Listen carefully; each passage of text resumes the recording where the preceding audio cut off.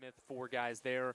A bunch of different guys up front, James Scott, Brody Sipple, Max Wentz, Brody Dennison, Will Meadows, Josh Pauley, and then linebacker David Bradshaw. So that's 11 really good players, and you think about it, too. A lot of linemen, good bit of wide receivers, a couple of linebackers in there, too. Replaceable guys, but some really good talent and a good group. Oh, absolutely, and they've kind of been sparked by the seniors, especially on defense.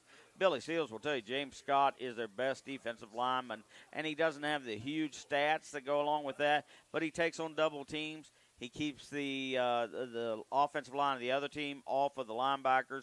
That's how come Jordan Price and Scout Arthur have teamed up for 53 tackles. Smith has 59, and Bradshaw has 60, plus 9.5 tackles for loss for him. So they are very much led on defense by those seniors.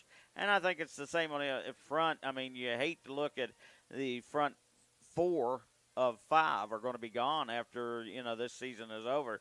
So they're going to be starting over on the offensive line. Tyree Smith will step out as a blocking tight end mostly. And then Harrell, Waynick, and Arthur have been a key to the offense going. But they do have a lot of youngsters who are playing on this team. It's a nice mix.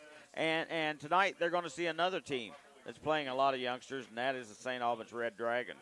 Yep, let's talk more about this Red Dragons team. Woody, you mentioned it, the win last week, 26-14 on the road against Ripley. The other victory comes against Nitro, a 6-3 victory back in week 2. I believe a winless Nitro team as well. The other results, not good. 49-0 loss to George Washington, 55-0 to South Charleston, 54-0 to Spring Valley, 54-8 against Hurricane. 3 of those 4 teams Huntington has beat already, and then a 22-7 loss against Riverside. The big theme, though, in all 5 losses are in that 6-game stretch. Only 21 points scored. Scored 26 last week, 21 in the first 6 games. Yeah, going against a team that scored 63 in the first half last week and has put a lot of points on some opponents this year. 47-7 in the opener, 38-0 at Hurricane, 30-14 at GW, 30-7 at Capital. Those are big numbers for this team, and I love how the seniors came out first. They're collectively going to be captains tonight, so they're all out there together and going to take the coin flip at midfield. So you pair a Huntington defense that has only allowed 51 points this season, and you put it against a St. Albans offense that has only manufactured 47 points. That's a tall task for this Red Dragons team. But, again, Huntington's offense in the starting unit only played one half of football, so you took the entire second half off. You did practice coming up, but it almost kind of feels like a game that you come out slow a little bit, give St. Albans momentum, they could maybe grab onto it. So it's an important game to not get off to a slow start, which Huntington has done a few times. And just put it on the throat now early on and get that big lead. Yeah, you want those guys to figure on playing 4 quarters tonight. And they're very excited about playing the last home game. You never know how that goes emotionally for those seniors, but I think this group is pretty grounded. They understand what's in front of them right now. Win this game, you're 8-0. You're certainly, even if Martinsburg overtakes you, you won't drop more than second. It depends on who you've beaten at that point. They won't get a lot of points, but St. Albans with 2 wins, that's a bit of a help. Yep. And then next week, South Charleston is the team they need to beat to wrap things up, because Riverside at the end of the season is a lot like this St. Albans team. So, you have to go to Quincy, West Virginia, which is never an easy place to go play, and they've always got good athletes at Riverside. They seem to have the same problem this St. Albans team has, which is having their offensive line be a cohesive 5-man front and have them play together all year, and we're not sure that St. Albans has been able to do that. Huntington, on the other hand, has been extremely lucky there. They've been able to play those guys all season long, the 5 starters. And, I mean, a guy like the newcomer to the group, Robbie Martin, just a sophomore, but, he told me today when he was helping bring up the equipment, he has 39 pancakes. So if that's what you've done as a sophomore, I can't wait to see him as a junior and a senior. I found it fascinating what Coach Billy Seal said in your interview leading up to tonight's matchup, too. Homecoming was last week, and he had said during the dance a bunch of the guys were coming over, and that's after a blowout victory. You only play one half of football. They're coming up talking football with him like, hey, Coach, we could do this better. That's a sign of a hungry football team. I mean, again, 7-0, and it seems like week in and week out they haven't played full 4 quarters of football, and this team's hungry for a championship. Well, I think they've got some bright kids on this group. I mean, Dartmouth is looking at 3 or 4 players. Max Wentz is one of those. I believe that, this week, Noah Wayne picked up a Fairmont State. Scout Arthur's been talking to Dartmouth. These kids are very bright. They understand they can play better than this, and Billy kept encouraging them to kind of get back in the dance, but he said, not only the seniors, but the juniors, sophomores, and even the freshmen who had got to play last week had their chests stuck out because, hey, mom and dad, my girlfriend, everybody saw me playing on the big field, and that's really important to the kids. So they're out there flipping a coin right now with our referee, John Hudson, and see who's going to take it and who's going to kick it first. I know Huntington, if they're given the choice, they're going to take the ball. Oh, yeah. Huntington number 1 tied at that first ranking with Martinsburg. Both teams with a rating of 15.14. Both teams 7-0. Jefferson also another 7-0 team in Class AAA. St. Albans is in 28th with that 2-5 record, a rating at 3.14. So, again, Huntington trying to keep pace with Martinsburg. Martinsburg's kind of battled back. Huntington had that 1 spot secured for the last couple of weeks in those power ratings, but now that Martinsburg's gotten a couple of more quality wins, they've been able to climb and tie Huntington there at the top. And there's still a quality opponent left on the schedule next week in South Charleston, who's ranked 8th. So there's that opportunity for maybe Huntington to put together some impressive wins here down the stretch and hope for the best. South Charleston is a good team. They have some great players. The Lawton kid, his brother got a Division I scholarship last year. He's every bit that good. They've always got good skill people. And it'll be a tough road to hoe, but if you lose this one, you would go into that game very much down. So that's what they don't want to do tonight. Huntington, though, let Tyree Smith make the call. He wanted to flip, and he deferred. So St. Albans is going to get the ball first. That's what you get when you send a linebacker out. He wants to see the defense out on the field first. So Huntington will boot it away to St. Albans as both teams huddle up prior to kickoff here. From Huntington High School, the Highlanders are in home black uniforms. Black out here at Bob Sang Stadium, black pants, green helmet, gold numerals. Seniors picked that, so excited about that. Talk about a guy who had a good week last week. Johnny I just a sophomore, but he put 8 of his 10 kickoffs into the end zone last week. So I think St. Albans had better play a little deeper than they are right now. St. Albans in its away white uniforms, black pants, white helmet, and red numerals on the white uniform. Chris Hall, number 3-9, is Reuben Johnson of the Deep Men. II boots it away, and Johnson will field it from the 8-yard line. On the near side, able to get it up past the 20, still on his feet, 25. And it'll be tackled from behind, just shy of the 30-yard line to the 29. So a good return will give the Red Dragons good field position to start first down and 10 and around the 29-yard line. 21-yard return on that. Tackle by number 31 for Huntington, Marcus Dean, who's been a real force on defense for this team. So a St. Albans offense trying to build off of a productive week a week ago, 26 points in the victory against Ripley after only combining for 21 in the first 6 games. Quarterback Michael Hindman, the junior, will send 3 wide receivers to the far side, 2 to the near, empty backfield for first down and 10. Hindman will throw far side, passes caught up past the 30-yard line and eventually tackled shy of the 35 is the running back Eli Littlejohn. Number 8, Zaza Jackson, comes up with the stop. Ball out to the 34, so a gain of 5 on that play. Just a simple pass to the slot receiver, Eli Littlejohn. He's going to see a lot of carries as well, 67 yards rushing a week ago. Same formation flipped to the near side with the ball on the far hash mark. Man comes in motion. It's a jet sweep pitch play to the near side, and Huntington sniffs it out after maybe a gain of a yard up to the 35. Not much room to work with for Chris Hall, and it's 3rd and 5. David Bradshaw, Tyree Smith, we've said their names a lot over the last 2 years. They are both guys who played some as sophomores and been starters for 2 straight years. So 3rd and 4, a minute into this contest between St. Albans and Huntington.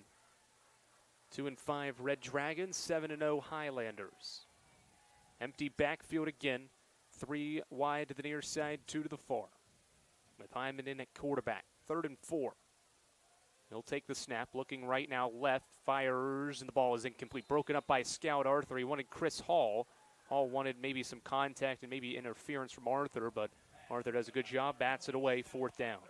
Nice play, and he had to get rid of that ball in a hurry. They ran a stunt that time. Donovan Garrett came up the middle and hit the quarterback just as he threw the ball. So Huntington's defense continues to do well on that side of the football, able to force a 3-and-out on the opening series, and the quarterback, Michael Hyman, will punt from his own 35. Good snap, but the punt is away. It's a high punt that will bounce in Huntington territory at the 43. Takes a Huntington bounce, still rolling, and will be down right on the Huntington logo at the 47-yard line. So good field position for Gavin Lonko and the Highlanders offense for their first series. Yeah, that's not a very good punt out of Hyman, whose average last week was much better than that, but gives Huntington a very short field. We remember last week Beckley didn't get but 5 plays on the Huntington side of the 50. Just 18 yards on the punt, so Lonko comes out. He'll come out in an empty backfield. 1 wide, 2 wide to the far side, 2 to the near, and somebody jumped off sides. It was Cameron Wells jumping off sides, but we'll see maybe if Huntington had a guy move up front, causing him to jump. Yeah, it looked like that. Jackson went in motion, and that made Cam Wells, who plays inside linebacker and also lines up where they go 5 men on the line, he lines up in an outside defensive end, and he is caught with the offsides. So the 5-yard penalty will make it 1st down and 5 in Red Dragons territory, now to the 48. It'll be 1st down and 5. 10:23 left, no score in the opening quarter. Same formation, Jackson comes in motion, and he'll get the carry running to the far side, cuts back up middle, and the Red Dragons defense sniffs it out. 2 or 3 white jerseys there to bring him down for a loss of 2. Down on the pile were number 58, I believe, Lorenzo Short, and number 68, Evan Rowe on the stop. Loss of 2. Jackson coming off a phenomenal week, scored a touchdown on the ground, receiving, and had a pick 6 in the victory against Beckley a week ago. Lonko out of the shotgun, 2 wide to each side, Felders to his left. As Harrell comes in motion, he'll get the pitch near side. He's got room back into St. Albans territory. Natkin Harrell up the near sideline, cuts back up middle, down to the 25, eludes 1 defender, and will be tackled forward down past the 20-yard line. 53 finally made the stop downfield. Good job by Ashton Spangler to run him down. But that play has become a big part of Huntington's offense. Didn't have that early in the season, but we've seen that come in the last couple of weeks. A 32-yard gain. Big run for Natkin Harrell, who coming into this contest only had run the football 6 times for 42 yards. Gets 32 there. Sets up the Highlanders in the red zone, 1st and 10. Another flag prior to the snap. Looked like maybe a black jersey up front for the Highlanders moved first. Nope. Let's say St. Albans jumped initially as well. So the 2nd encroachment penalty on the Red Dragons. Move the football to the 13 of St. Albans. Boy, you don't want to help Huntington, and especially 2 times now offsides. Makes it a very short 1st and 5. 1st and 5, 1st down to gain to the 8-yard line for Huntington. As Lonko will come out in the shotgun. Waynick, the lone receiver, to the near side. 3 to the far side. Arthur, Harrell, and Jackson. As Lonko takes the snap, he'll keep it himself on a drop play. Lonko down inside the 5. He reaches for the end zone. He's in. Touchdown, Huntington. Gavin Lonko keeps it himself. 13-yard score, and the Highlanders strike first. It's 6-0. Very quickly. Just looked like the Highlanders picked up where they left off in the late 2nd quarter against Beckley. Lonko's 8th rushing touchdown and his 19th total touchdown this season. As Johnny Yai comes on for the extra point, he was a busy man last week. Good snap, and the hold is down. The kick from Yai is a high kick that goes straight in between the uprights. So another quick, efficient drive, good field position that the Highlanders take advantage of to go up 7-0. 3 plays, 53 yards. 1 minute, 41 seconds to get it down the field. So Huntington is just right where they wanted to be. An injury at any age can be a game changer. But with walk-in clinics Monday through Saturday, the Marshall Sports Medicine Institute is ready to get you off the bench and back in the game. Marshall Sports Medicine Institute takes care of the herd. Let us take care of you. Did you know when you send or receive a text message, you take your eyes off the road for 5 seconds? At 55 miles per hour, that's like driving more than the length of a football field blindfolded. As a result, thousands of people die every year in crashes related to distracted driving. That's why we're cracking down on people who text or use their smartphones while driving. We would rather you cross the goal line alive. Law enforcement officers write tickets to save lives. Don't text and drive. Let's go places. The all-new Thornhill Toyota on the Thornhill Motor Mile. Your total automotive experience just got better with one of the safest, most dependable lines of vehicles on the market, Toyota. Contact us today and let Thornhill show you what total automotive care is all about. And the whistles are going to blow this play dead. Right as I booted it away, the refs blew the whistle. Maybe Huntington got a head start right before I kicked it. So 5 yards will back Huntington up to kick it off here from the 40 now back to the 35. Offsides, very popular tonight. That's the third call and first one on Huntington. Usually St. Albans is able to return that. They don't blow the play dead as quickly as they did there because you're running forward and you just kind of let the play happen at that point. Exactly. I don't think I've seen that before. They must have been well offsides for him to blow it early.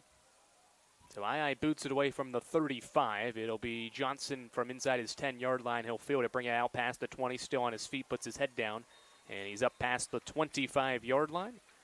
And St. Albans will get a second series with 8:38 left in this first quarter. Ball spotted just past the 25 to the 27. Number 15, Aries Walker, who picked up a couple of tackles last week in the extra time we played, had one tackle. He adds a special teams tackle to that total. 5 yards for the St. Albans offense on the first drive. Had 3 plays all with an empty set. On the first play of this drive, it'll be an I formation, one wide to each side, as Hindman will hand it off to the fullback up the middle, and it's going to be stuffed by Huntington's front. Josh Pauley, first guy there. A little help from James Scott. Handoff went to A.J. Adkins, 5'9", 200-pound junior. Gain of nothing, no gain. Second down and 10, approaching the 8-minute mark in this first quarter. The Highlanders already up 7-0. So St. Albans trying to throw a different formation and maybe a wrench to Huntington here offensively. I formation again, Hyman under center will pitch it far side. Eli Littlejohn breaks it out wide and no running room.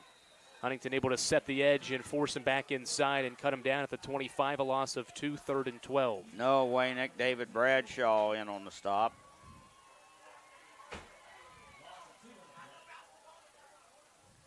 So a long third down for St. Albans. Had a 3rd and 5 on its first drive, was unable to convert. Now a longer third down of 12 yards. Need to get to the 37 to move the chains. St. Albans going the wrong way. 2 wide to each side. Hindman and quarterbacks in the shotgun with Littlejohn to his right. As Hindman back to throw, will scramble out to his left. Looks downfield, lofts one in the air, and the ball is picked off. Zaza Jackson with the interception. He's got some running room up, down past the 35 to the 30-yard line. Zaza Jackson had a jump ball with his teammate Khalif Ty, and Zaza's got his 5th INT this year. Zaza taking the lead over his teammate. Pulled that one away at the 39, got about 9 yards on the return. Almost seemed like Jackson and Ty were the intended wide receivers. Yep, that's what it looked like. And again, we're playing in the St. Albans end of things here already. Yep, only 30 yards needed now for the Huntington offense after forcing a 14th interception from the defense, 5th from Zaza Jackson. Locko out of the shotgun, 2 wide to each side, ball on the far hash mark.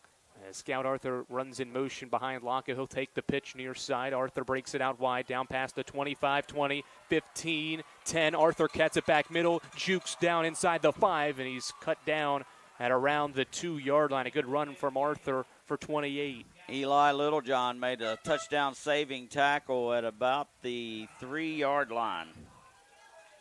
Second time. That same play, Woody, has worked. Harold did it the first time, Arthur this time. Yeah, and we haven't seen it with Arthur yet this year. That was a new wrinkle. 6:40 and counting. Locke out of the shotgun, first and goal from the 2. He hands it off to Felder, and all over it was the St. Albans defense. Their first seemed to be the linebacker, Cameron Wells. He got help as well.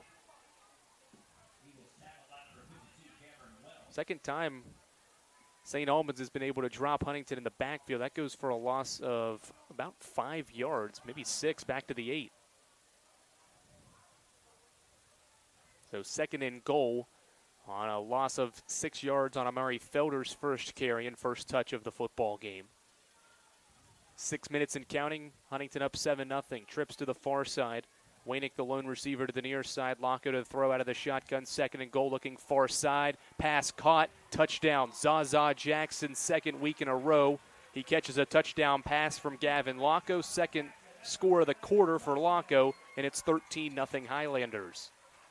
He was wide open. I mean, nobody even in the area code over there with him. It wasn't a white jersey closer than their sidelines. Another quick drive for the Highlanders. Only needs 3 plays to get 30 yards. Aye on for the extra point. Good snap. The hold is down, and Aye's extra point is straight through. 14-0 Huntington here in the first quarter. 5:51 left. You're listening to Huntington High School football on ESPN 94.1 FM and AM 930. Hi, my name is Connor Pritchard, and this is my story. In 6th grade, a teacher had asked me if I would be interested in doing the announcements. I ended up going to the office every day for about 2 weeks, taught me the ropes, showed me around. I know it's definitely helped with my improvisation skills, so if I need to get something on the fly or throw something into a conversation, I can integrate it a lot better. I really love doing the announcements here. It's one of my favorite things to do here at Milton Middle. It's always nice just to know that I can add a little bit of positivity. To share your story, visit capitalschools.com. Are you nervous?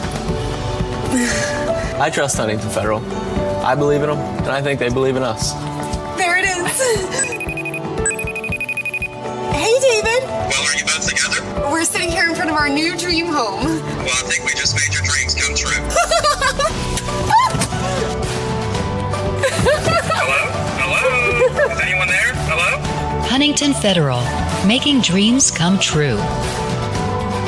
Hello? There we go. All on Saturdays, Huntington Highlanders football now on ESPN 94.1 FM and AM 930. Aye to boot it away with the Highlanders up 14-0. Here's a good kick that sends Johnson back to his 5, and he dropped it. The ball rolls into the end zone. He'll field it, and it'll be a touchback. Trying to bring it out, but they'll wave it as a touchback. Yeah, it's an automatic touchback when it goes into the end zone, no matter how it gets there. So probably a break as he dropped that one, and it looked like Huntington was going to really get on him. But this is their worst starting at the 20. It hasn't seemed to matter. Worst starting field position. It'll be first down and 10 at the 20. As St. Albans looks to try to get some yardage, -2 on the last drive and only 5 yards of offense on the first drive. So 3 total yards and 2 drives for the Red Dragons. Hindman comes out in the shotgun, and he'll take the snap, hand it off to Littlejohn, and Littlejohn is stuffed immediately behind the line of scrimmage. Several black jerseys in there to make the stop, a loss of 3. It was David Bradshaw came on a blitz. He hit him first, and James Scott gave him some help for a tackle for loss of -2. Second down and 12. 5:20 and counting in this first quarter. Ball back to the 18-yard line as the Red Dragons huddle. And it'll be an empty set for Hyman, the junior quarterback. 3 to the near side, 2 to the far side. Try to spread out this Highlanders defense. Second and 12, Hyman keeps it on a draw play. Cuts it up left side. He's got some room up past the 20. He's going to be tripped up by Zaza Jackson right at the 25-yard line. 7 yards for Hyman on the draw. It's third down. Really good tackle in the open field there. I thought he had a lot more yards there. That sideline was pretty open until it was closed down by Zaza. So 3rd and manageable here for the Dragons. 3rd and 5. Need to get to the 30 with the ball at the 25. Same formation with the ball now moved to the far hash mark. It's just a numbers game when you spread it out. As Hyman back to throw, a lot of pressure coming as he scrambles out to his right, still on his feet, looking downfield. Passes broken up, incomplete. He wanted his wide receiver, or tight end, I should say, Justice Warner, up the near sideline. Ball falls incomplete, 4th down. Looked like Noah Waynick may have got a hand on it, tipped it away. 13 on 13 that time. Heineman had no time to look downfield. As soon as he took the snap, 4 black jerseys came scorching through that Red Dragons line. Yeah, forced him to roll out. The guy that leads the team in quarterback pressures, Donovan Garrett, picked up his 14th right there. So Hyman back to punt it away again. Waynick stands at his 40. It's a low punt that bounces at midfield. Waynick will watch it roll. He'll pick it up just shy of the 45. He's got a lot of room up the near side, down past the 40, 35. Lost the football, and the Dragons say they have it.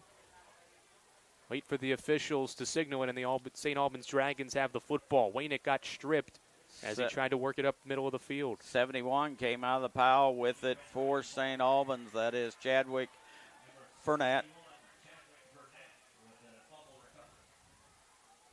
Just when it seemed like Huntington was going to get good field position yet again, and with the momentum of this football game, the Red Dragons force a turnover. Gives the offense the football back for St. Albans. 1st down and 10 at the 33. Turnover comes at the 4-minute mark in this first quarter. Waynick took it because he had so much room to pick it up. It wasn't like he was under a threat or anything. Running it up, trying to get extra yardage, and gives it up. Hyman keeps it on a draw play and is going to be tackled past the 35 to the 36. 3 yards on the run from Michael Hindman. Tyree Smith comes in with the stop. The play seems to work, Woody. Spread everybody out, send 5 wide receivers, split them out to each side, and play a numbers game and let Hyman try to operate in between the tackles or break it out wide, use his versatility. Went to the I formation on the second series, managed minus 2 yards before the punt and the turnover, 5 yards. Get 3 there, 2nd and 7, ball at the 36. Hyman back to throw, looks far side, pass caught. Warner avoids one tackler, puts his head down. He's up past the 40 to the 42-yard line, about a yard short of the 1st down marker. It'll be 3rd and a yard. And I think Amari Felder hurt on the play, making the diving tackle there, and they're going to take a timeout and bring the trainers out. Yep, he's down at the 40-yard line. And officials will mark the football short at the about just past the 42, so it's 3rd and inches. Need to get to the 43. Clock stops with 3 minutes and 10 seconds left in this first quarter. Highlanders up 14-0. Obviously, Amari Felder, a big player for this team, is down on the field at the current moment. 4 rushing touchdowns this season, 373 yards on the ground, 4 touchdowns as well on the receiving end of things. Very versatile player on both sides of the football.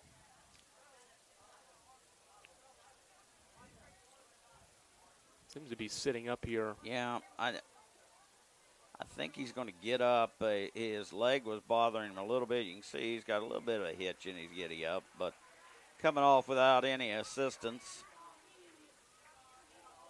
So the sports medicine staff doing a great job as always here for Huntington. Kevin Burton out there to check on the injury. And Felder going off. He's taking a little bit slow. Huntington Highlanders team without Jordan Price again this week. He's been battling an injury. Cam Veazey is in now in the secondary, sophomore, 6'1". He'll take the place of Felder, it looks like. 3rd and inches with the ball just shy of the 43. Empty set, and there was movement up front. Josh Polly had jumped. And number 50 for St. Albans moved Levi Gray, and he just looked to the heavens like, I can't hurt my team that way. Third penalty, all of them for 5 yards, but they've come at bad times almost every time for St. Albans. Yep, 3rd and inches definitely. Yeah. Makes it a long 5, 3rd and 5, 3rd and 6 for the St. Albans team after the penalty. Same formation, empty set for Michael Hyman, the quarterback. Ball on the far hash mark. 3rd and 5. Hyman rolls out to his right, looking downfield. Nobody really open. Still on his feet now. Launches one downfield. Passes through the hands of the wide receiver, Johnson, and it falls incomplete. 4th down. He got behind Khalif Ty that time and just couldn't bring the ball in. Kind of gave up on the route, it looked like, and just a little bit over his head. Got a hand on him, but couldn't haul it in. Good touch on the throw from Hyman as well. Yes. Especially, once again, number 2 was breathing down his neck. Another quarterback pressure is 15th by Donovan Garrett. So another 4th down or 3rd down stop for the Highlanders to force a 4th down punt here from the Red Dragons. Punt. You got to keep an eye on the punter because it is the quarterback. You just don't know what he'll do. And this time, Noah Waynick's going to let it roll, and maybe should have caught that one. Yeah, this ball bounced at the 25. It rolls all the way down to the Huntington 40-yard line. What a boot from the quarterback, Michael Hyman. That is a 59-yard punt. 59-yarder. From the 37 of St. Albans to the 4 of Huntington. That'll flip the field. See if this helps the Red Dragons defense out against this Huntington offense. It's only needed 6 plays to score 14 points. We've got to watch for a turnover here because you'd be setting them up in great field here at the 4-yard line. This Huntington 3rd offensive series begins with 2 minutes and 44 seconds left on this first quarter clock. Locke will come out in the shotgun, standing in his own end zone. Curtis Jones in the game with Deidrick Graves, both in the backfield to the left of Locke.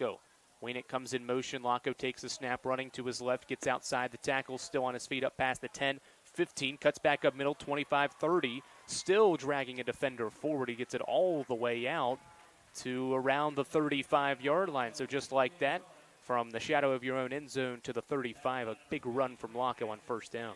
Yeah, 31 yards the gain on the play, and Ashton Spangler might have saved a touchdown there. It looked like he was the last guy between the quarterback and the end zone on the other end. Every outside run from the Highlanders, it just seems to work every time. It's gotten 30 yards almost every time. Arthur Harrell, now Locke on the outside runs, killing the Red Dragons. Locke takes the shotgun snap, flips it to the far side. Waynick with an outside run, and the Red Dragons stiff it out. 3 white jerseys stuff him back for probably no gain. There is a flag in the secondary at around the 45. Number 52, as we said, Cam Wells, sometimes at defensive end, sometimes inside linebacker. Got some help from 25, Ethan Edge, a sophomore. Shot block on Huntington. The flag was in the secondary, so it might have been a low hit blocking downfield. So the illegal block is going to move the football back from the 35 to the 20. It's a 15-yard penalty, so 1st and 25. I think they called it on the center, Max Wentz. I believe he said 55.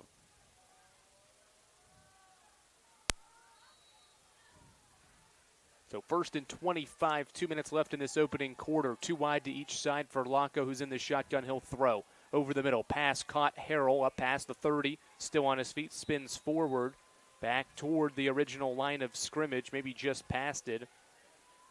It'll be 2nd down and 10, gain of 15. Finally pulling him down was number 14 in the secondary was there, A.J. Adkins. And also, I believe 28 might have been in on the play. That is Jason Adams. Harrell with his first catch of the night, 14th of the year. Makes it 2nd down and 10 at the Huntington 35. Trips to the near side, ball on the far hash mark from Locke as he takes the snap out of the shotgun. Wants the deep ball, near side. Zaza Jackson runs underneath of it and makes the catch down inside the 30. A diving effort for the freshman who continues to stand out. A big play, and the Highlanders back into Red Dragons territory. 40 yards on the completion. 2 catches, 49 yards for Zaza so far. Just like that, the Highlanders use a couple of big plays and back inching into the red zone at the 25. Ball on the near hash mark, trips to the far side. Locko's in the shotgun. He'll throw again. Looking near side, pass caught. Wainick down inside the 20, still trying to work for it. It'll be thrown out of bounds right around the 15 or just shy of it. Thomas able to throw him out of bounds. Picked up about 8 yards on that pass.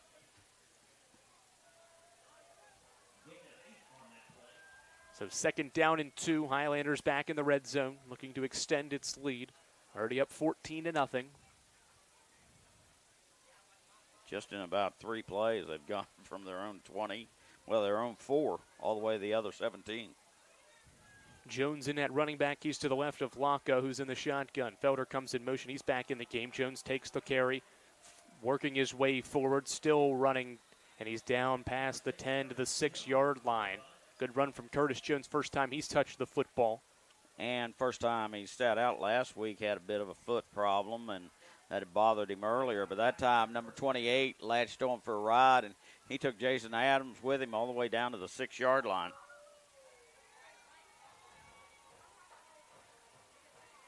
So 1st and goal from there. 11-yard run. 1st and goal at the 6. Jones to the left of Locko. 2 wide to the near side, 1 to the far.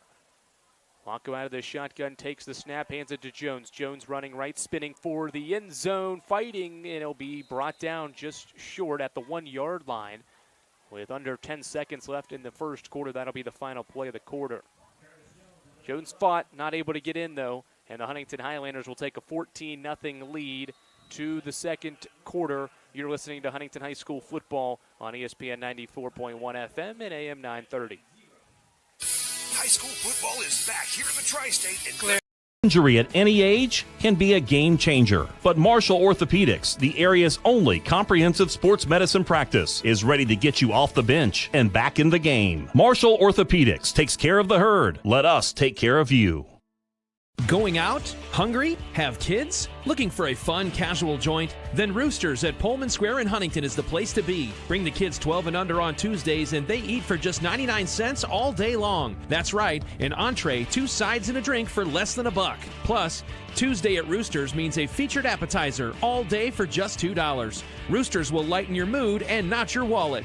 And you can always enjoy your favorite sports on Roosters 40 TVs. Roosters at Pullman Square in Huntington, a fun, casual joint. Thornhill is now your #1 destination for new and pre-owned Toyotas, plus our top-notch Toyota certified parts and service center. We're eager for this new opportunity to continue serving our local communities. Quality and support you can count on. The all-new Thornhill Toyota is here. 2nd and goal to begin the second quarter for the Huntington Highlanders. Up 14-0. Andrew Rogers, Woody Woodrum, glad to have you with us here on ESPN 94.1 FM and AM 930. Locko out of the shotgun for 2nd and goal at the 1. Jones is the running back to his left. Locko keeps it himself, rolling out to the right, looks into the end zone. Pass is broken up, incomplete. One to Edric Graves in the back corner of the end zone. He could not hold on to the pass, as Chris Hall was able to break it up. 3rd and goal at the 1. They scored on that play last week, going back to the book, with the first incompletion for Locko after going 4-4 to start. 3rd and goal at the 1. Good to see Amari Felder back in the the running backs. Him and Jones in the backfield as Locko takes the snap, hands it to Curtis Jones, in a free lane for Jones as he's into the end zone. Touchdown, Huntington. Curtis Jones from a yard out scores his 5th rushing touchdown of the year, and it's 20-0 Huntington. You know, sometimes the blocking is good enough that a guy kind of waltzes in. That time, there was so little St. Albans there. Will Meadows, the tackle, was untouched all the way to about 5 yards deep, and he's looking around like, where is it? The only person close to him was Curtis Jones. Aye on for another extra point. Arthur gets the hold down, and the extra point from Aye is good. 21-0 Huntington. Just 10 seconds into the second quarter. Marshall Orthopedics High School Game of the Week, presented by the Marshall Sports Medicine Institute, is brought to you in part by Jason W. Elkins at Elkins State Farm Agency. Jason can help you find coverage that works for you. Jason W. Elkins, State Farm Agent, 4346 5th Street Road, Huntington. The Governor's Highway Safety Program wants to remind you to drive sober or get pulled over. And KINDRED Communications, radio, digital, events, print, kindredcom.net. Looking for fair prices, professional service, and the most customer-friendly shop in the tri-state? Then Freedom Gun & Pawn in Lavalette is your kind of place. Freedom Gun & Pawn has the best selection of new, pre-owned, and vintage firearms, plus a large stock of ammo and accessories. Freedom Gun & Pawn is everything you want in a gun and pawn shop. Freedom Gun & Pawn, proud to support our local high schools and communities. Across from Food Fair in Lavalette, online at freedomgunandpawn.com. There's probably not 25 players dressed out all told.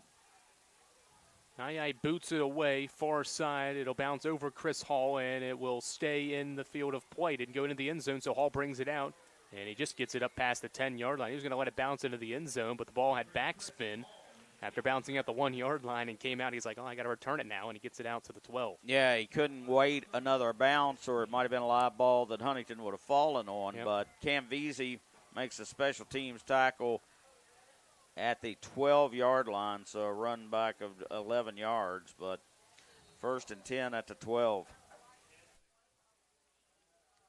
Worst starting field position for St. Albans, and it comes on the first drive of the second quarter for the Red Dragons. 5 wide, trips to the near side, ball's on the far hash mark. Hyman will keep it himself on a drop play. He's up past the 13-yard line. He gets it to the 15, so a 3-yard run on first down, 2nd and 7. Hit by Tyree Smith, and Donovan Garrett close in on the stop. Picks up about 3 yards on the play to the 15. That's been really the bread and butter play for the Red Dragons, the quarterback draw with everybody split out wide. It's been able to get good gain each time it's happened from the quarterback Hyman. Same formation. Ball still on the far hash mark. They'll send an extra receiver to the far side. Now a man comes in motion. It's a pitch play to Little John near side, and he's going to be stuffed in the backfield. A loss of a few yards.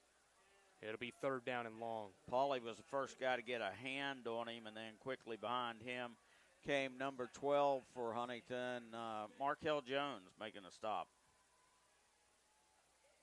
Loss of 2 yards, 3rd and 9. Need to get to the 22 to move the chains. So 3rd and 9 with the ball at the 13. I mean, they're trying a lot of different things, but nothing's working too well against this Huntington team. That's 2 straight carries for a Little John that have gone for negative yardage. Hyman rolls out to his right. Will throw it back near side. Pass caught Little John at the 5-yard line. He's going to get it up past the 8 and the 10-yard line. He's able to get it to the 11. It's a loss of 2. It'll be 4th down. Josh Pauly makes the tackle again as he got no yardage basically on the play. No gain, so 4th down and 9. And Hyman will punt. Waynick standing at the St. Albans 45. 9:45 and counting in this second quarter. 21-0 Huntington. High snap that Hyman boots it away. A high kick that Waynick will field at the 46. Eludes one defender. Still on his feet as he's up past or down past the 40. Stiff arms one defender down inside the 30. He's going to be thrown into the Red Dragons sideline out of bounds. Good return from Waynick to set up Huntington with excellent field position again. Tyree Smith over there having words with a couple of guys who had something to do with throwing his teammate over. We'll spot him down at the 29. It'll be 1st down and 10. Highlanders 29 yards away from 6 more points. Scored on all 3 drives so far, only needing 15 total plays. Locko, the quarterback, comes out in the empty set, empty backfield. Wainick comes in motion, a pitch play near side. Wainick's going to throw it downfield. Now he's going to throw it back to Locko. Pass caught by Gavin Locko down inside the 25, 20, 15, 10, 5, touchdown. How about that? Usually it's Locko to Wainick. This time it's Wainick to Locko for 6. You know, and nearly intercepted. He just stepped in front of Cam Wells to catch the ball. And then it looked like Hindman was going to stop it for no gain, and somehow Locko kicked out of that and went the whole 29 yards into the end zone. Comes at the 9:19 mark of this second quarter. A little trickery on the first play from scrimmage for Huntington's fourth drive. Ai on for the extra point. Good snap. The kick from Ai is good. He's 4 for 4 in this game, and the Highlanders up 28-0. How about that, though? Wainick, a senior, getting a little bit. Usually he's.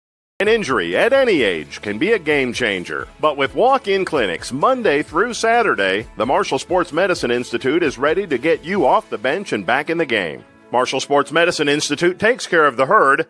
Let us take care of you. Each of us carries an anchor. It can hold us back.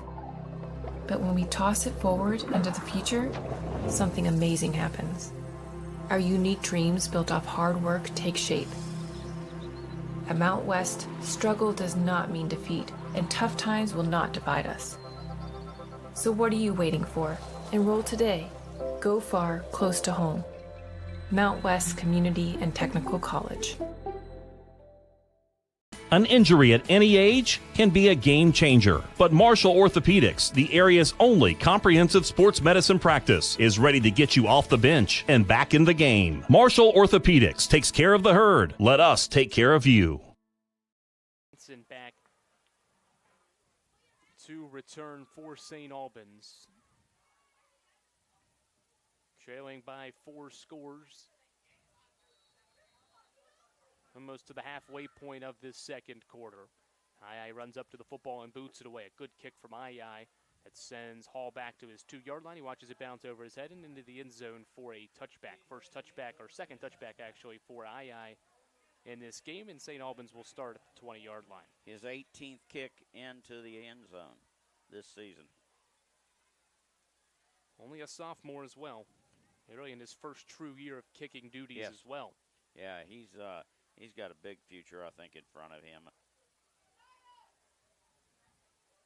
I know coaches can be a little hesitant about giving a kicker or punter the ball, but, you know, he looks pretty good in what he does.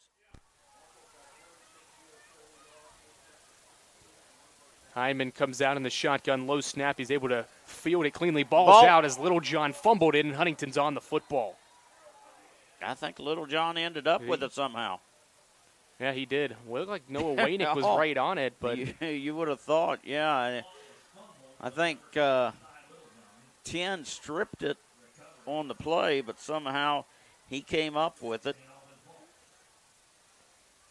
It was a weird snap, a low inside snap to Hyman. He was able to get it to Little John, who never really seemed to have control of it.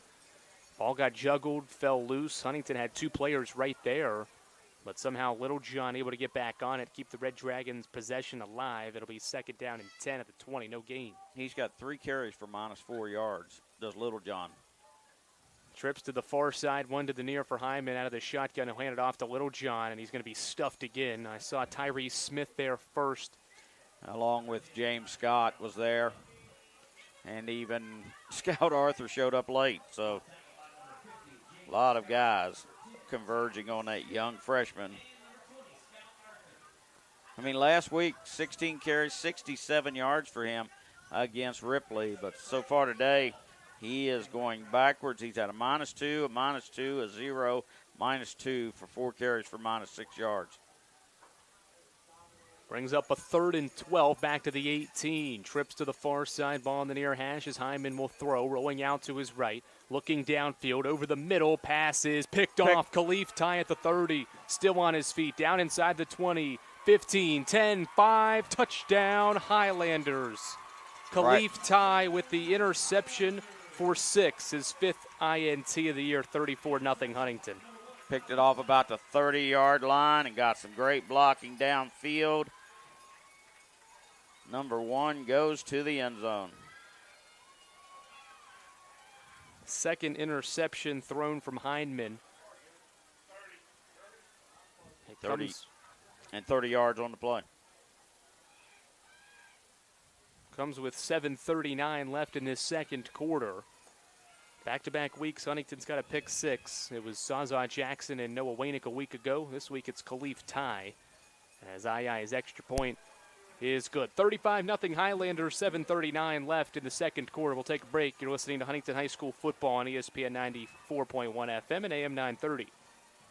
Planning for a funeral is never easy, and selecting the right mortuary can be important. Family owned and operated for over 6 decades, our family has helped other families going through the most difficult time. Chapman's Mortuary and Crematory can help you plan arrangements today or offer a pre-need funeral plan in line with your intimate wishes. And now, we provide Huntington's only on-site crematory. Call us for a free consultation. Chapman's Mortuary and Crematory, serving the tri-state for over 60 years.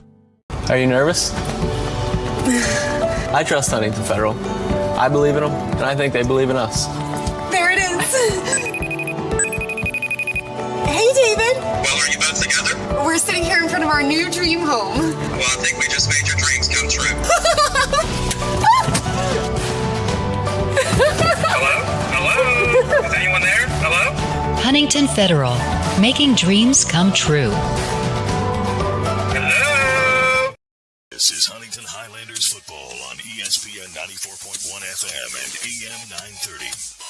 Johnny Yai boots it away. It'll be fielded by Chris Hall, who fumbles it at the 1-yard line, and the official saw it bounce in the end zone, so it'll be a touchback, and St. Albans gets it at the 20-yard line. Huntington, not the only team dominating on this Friday night. Highlanders up 35-0 here in Huntington. Marshall on the road in Denton, Texas, up 21-0 early second quarter. Team at 500 this season. On a roll in Denton, up 21-0 on North Texas. The Highlanders doing just as well here, and even better, 35-0. I don't know if, I had a lot of people ask me, as I'm sure you do, Andrew, about, what did you expect out of the herd tonight? I'd be lying if I said I saw a 21-0 lead coming early. Not at all. As Hindman will work out of the shotgun, hands it off to Littlejohn, who breaks it out wide. Littlejohn up past the 20-yard line. He's going to be brought down by Smith around the 23-yard line. A 3-yard run from Littlejohn, his best run of the evening. 2nd and 7. Yeah, it sure is. They have not picked up a first down either so far in the game. 5 carries for minus 3 yards now. Littlejohn trying to work that negative off there. Kind of like double jeopardy, though. Most yards on a drive, 5 for St. Albans. Trips to the near side, ball on the far hash mark for Hyman at quarterback, who's in the shotgun. And Huntington may have jumped. Yeah, it looked like Pauly and Scott both were. The quarterback cadence got him just a bit. If the officials will mark off the 5 yards, so instead of 2nd and 7 from the 23, it'll be 2nd and 2. But one thing that's good is every penalty has been a 5-yarder. 2 on Huntington, 3 on the Red Dragons. All offsides? All maybe one offsides are illegal procedure. Yeah. 4 offsides and 1 illegal procedure. So 3rd and 2, much more makeable here. That's good. They spot the football at the 29. That's completely wrong. Yeah, it's going to be 2nd and 1. Same formation for Hyman as he'll take the snap, hands it to Littlejohn, tries to cut it back up middle, and Huntington's defense was all over it as Littlejohn's going to be dropped in the backfield for a big loss. Curtis Jones and Donovan Garrett, the 2 ends, collide on number 10 that time. Nice to see Curtis Jones back playing well. He gives this team, he gives this team a real strength, I think. He's got the great quickness at defensive end, and then he's a big, strong body. I think there's nothing but good things for him ahead at the running back position. Just a sophomore. Him and Markel Jones have kind of rotated that defensive end spot opposite Donovan Garrett. Loss goes for about 3 yards, so 3rd and 4. For St. Albans, 5:30 and counting left in the second. Hyman rolls out to his left, looking downfield under pressure. still on his feet as he gets brought down, is able to throw it away. Ball did not get back to the line. Yeah, that's going to be an intentional grounding, which is loss of down. Tried his best to stay on his feet, but eventually got brought down by Donovan Garrett as he threw the football away, and it's going to be 4th down. And it is against them. That's a 15-yard from the penalty,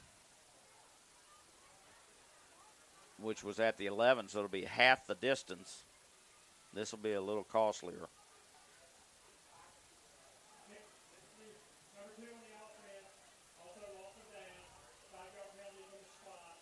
So it'll be 4th down.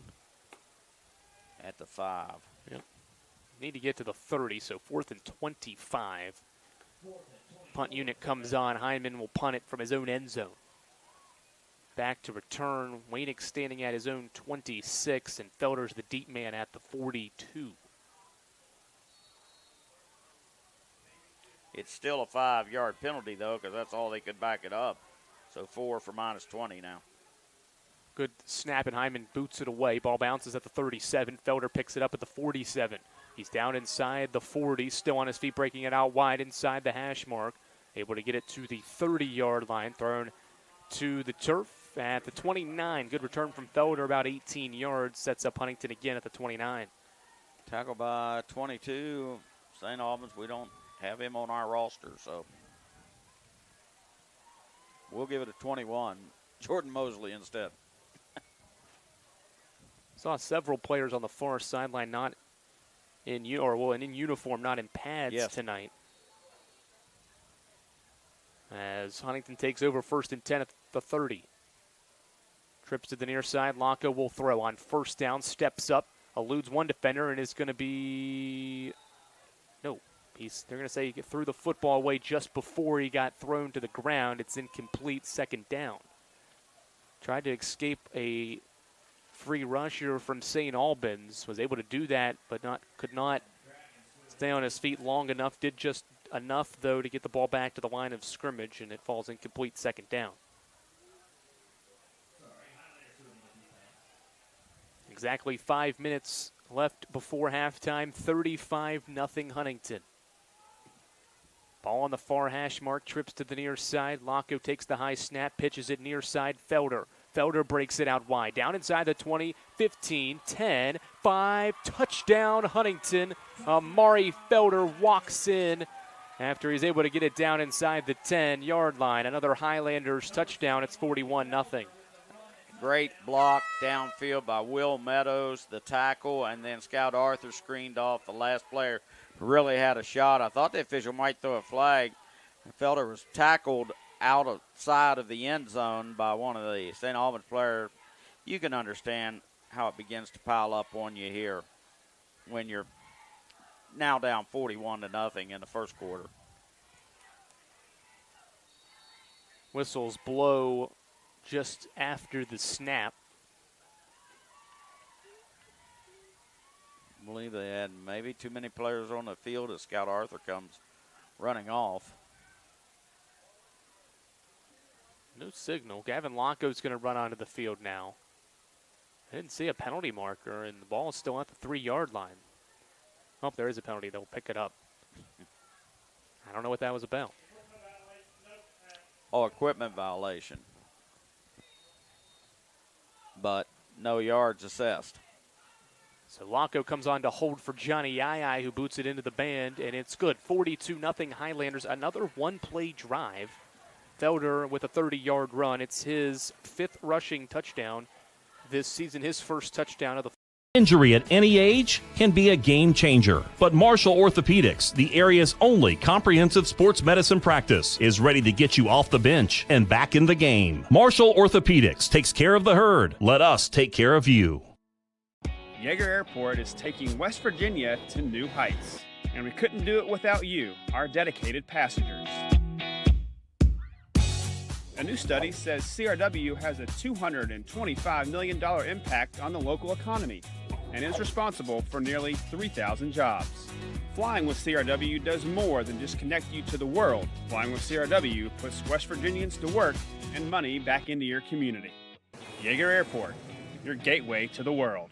Let's go places. The all-new Thornhill Toyota on the Thornhill Motor Mile. Your total automotive experience just got better with one of the safest, most dependable lines of vehicles on the market. Toyota. Contact us today and let Thornhill show you what total automotive care is all about. 2 plays, 30 yards, 9 seconds. It's gotten kind of crazy. Last 2 offensive scoring drives for the Highlanders. 1 play each.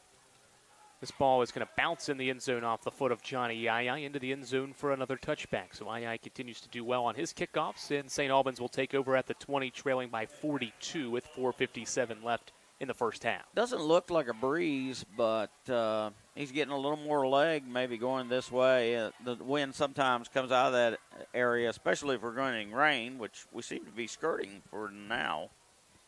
Yeah, approaching 8:30. That was earlier when maybe thunderstorms could hit the area. There is a shower around Huntington, but it seems that the higher thunderstorms is up more toward the Portsmouth area in Ohio, so it's going to miss Huntington here and not affect this contest. Trips to the near side. Hyman, the quarterback, will keep it himself, tries to break it out wide, and is going to be cut down. Nicely played by Zaza Jackson. Donovan Garrett was there initially. Zaza Jackson came down from his cornerback position to drop the quarterback Hyman for a loss of 5.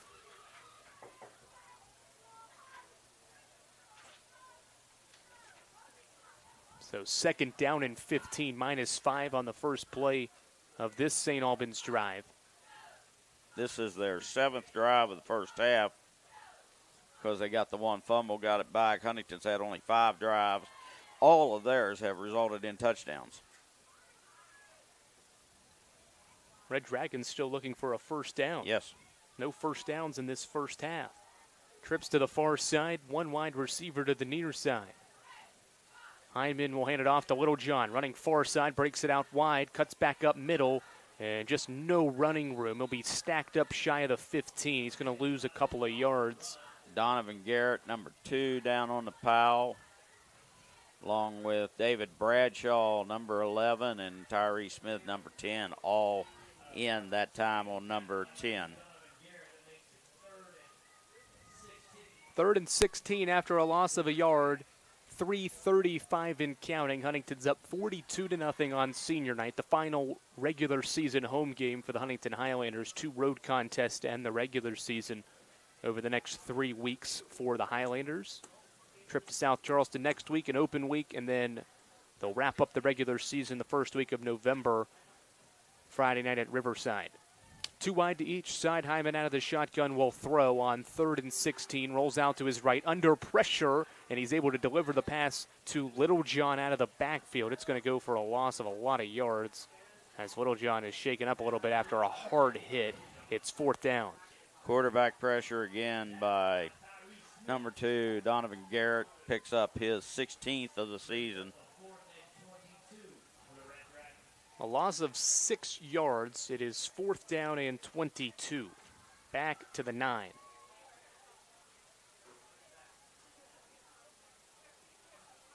And Hyman will punt from his own end zone. Felder and Wainick both back deep at the St. Albans 45. Good snap. Hyman boots it away. Nearly blocked. It bounces at the 33. Will roll to the St. Albans 40-yard line, maybe just past it to the 39. And Huntington will take over again. Excellent field position with 2:21 left in this first half. 42-0 Huntington. Hyman has punted pretty well, and that's about the best you can say about what's going on with this St. Albans team. No first downs. Rushing, they are setting at 0 yards on about 10 carries, and they've got about 11 yards passing-wise. 2 wide to each side. Locko fit play action pass. Looking downfield. He's got Harrell into the end zone. Touchdown Huntington.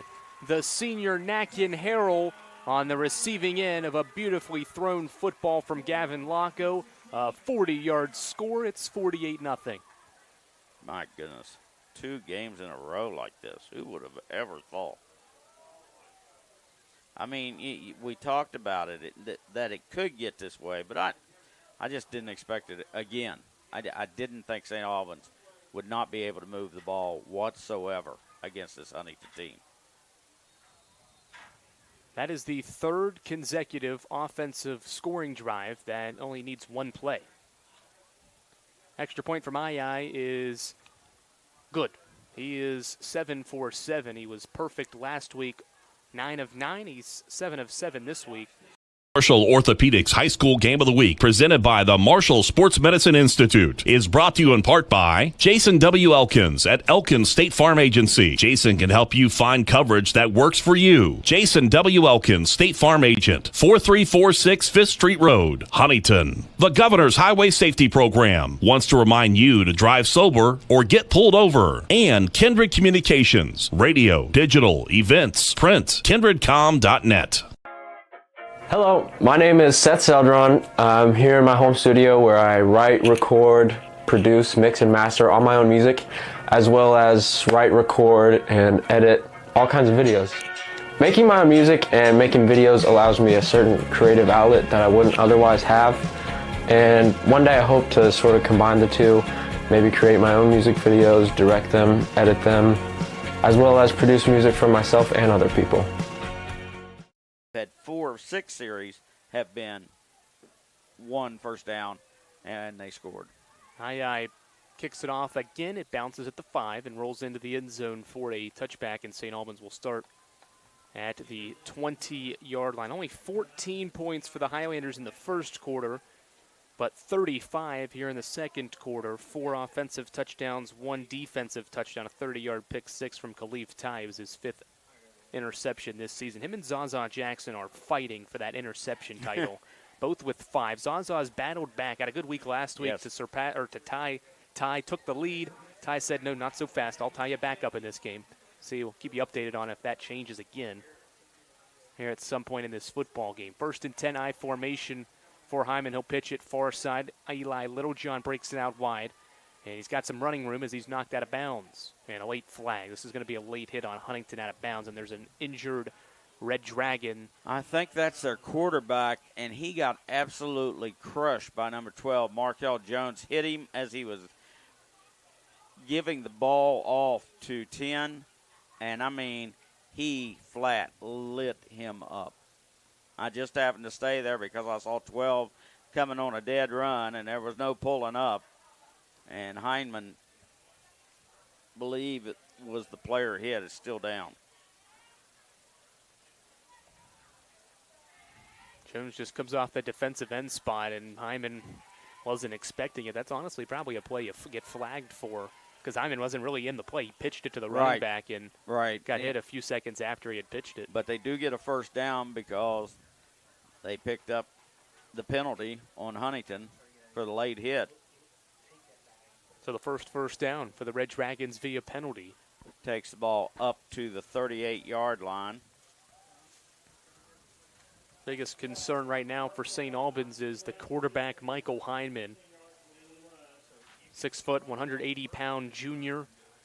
Had a good week last week in the victory against Ripley. 85 yards passing and a touchdown. Rushed for about 66 yards and a couple of scores as well. Helped get the St. Albans Red Dragons a second victory. 26-14 win over Ripley a week ago. He's shaken up after taking a hard hit on a pitch play. He was not the running back. Nope, just the quarterback.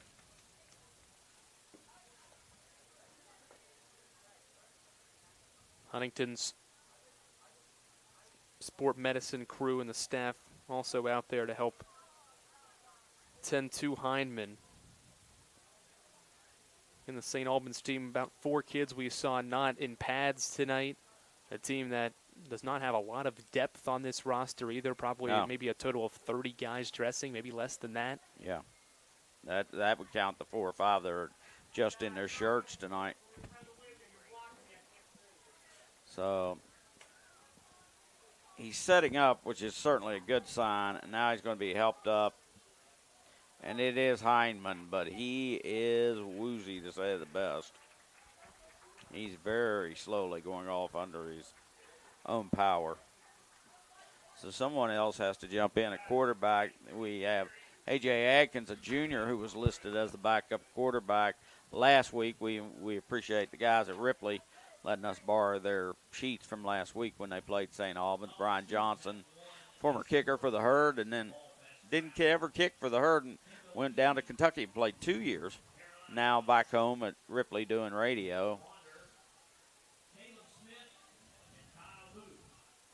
I mean, when I talked to him about St. Albans, he's like, well, you know, they got a few nice kids and got some guys that can play. And I'm like, yeah, okay. But, gosh, who would have ever thought this? And it is going to be number 14, Adkins, going in at quarterback. Saw the tight end Justice Warner. Yeah, no, 13's getting under the center. You're right. It is going to be the quarterback, the tight end.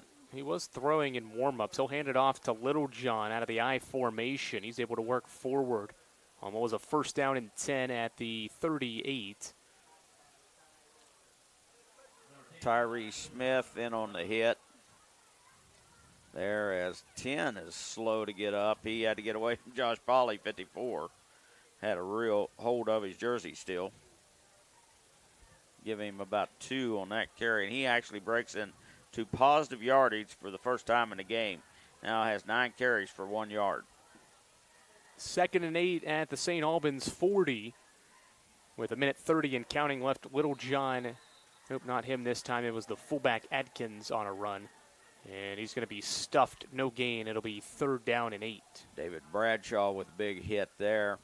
He and Tyree Smith just within 1 tackle of each other to start the night. 59 for Tyree's and 60 for number 11, David Bradshaw. So we'll see. They still got some games to figure out who's going to end the season with the most rushing. I formation, new quarterback is Warner. He's under center, 2 wide to the near side, ball in the far hash mark. Warner turns around, and Littlejohn gets smacked in the backfield for a loss. Ball came out. David Bradshaw again. And Littlejohn is shaken up. I mean, he popped him on that hit, and loss of 2 yards. So they're back to the 38 for 4th and 10. And now it'll be interesting to see who punts, since Heineman, the quarterback that went out, is also the punter. I mean, Huntington is just on their game right now, Andrew. I don't know if I've ever seen in the last 2 weeks any team since 2013, and that was a great team. They didn't lose until the last game of the year against Martinsburg, 9-7, and I would have told you that was the best team I ever saw. But this team is playing right now at that kind of high level. 2016 was a really good team. They had Darnell Wright was running over at a tackle, and that was a really good group that should have gone further and lost here at home in the playoffs, was something that Huntington has not done very often. But they are down nearly as long as they were with the quarterback who has gone out. So far, they have not moved him. Nope. Just 39 seconds left until halftime. It's 49-0 Huntington. 2nd injured player in a matter of about 4 plays for St. Albans. Are you familiar with the Jadavion Clowney hit in the backfield on the Michigan running back in the Outback Bowl several years ago? That's what it kind of reminded me of. And it wasn't one single player, and it wasn't as hard, I think, but Huntington's defense just went straight through the line, and Littlejohn took the football and went to the ground so quickly. On both of those hits, the one that took down the quarterback, Markel Jones was not touched by anyone. That time, David Bradshaw, the exact same thing. Just sprinted right through there. As I look over on the far side, it looks like they're working on a quarterback's left arm, which is a non-throwing arm maybe. The trainer has been over there doing some massage, and we'll see if he can get back up, but I don't think it'll be at least before halftime. Here comes Jay Ross, the trainer for Huntington. I guess maybe to see if they think they need an ambulance or not. They have not rolled him over yet, which always gives you kind of a pause because you're thinking maybe it's a neck or back injury.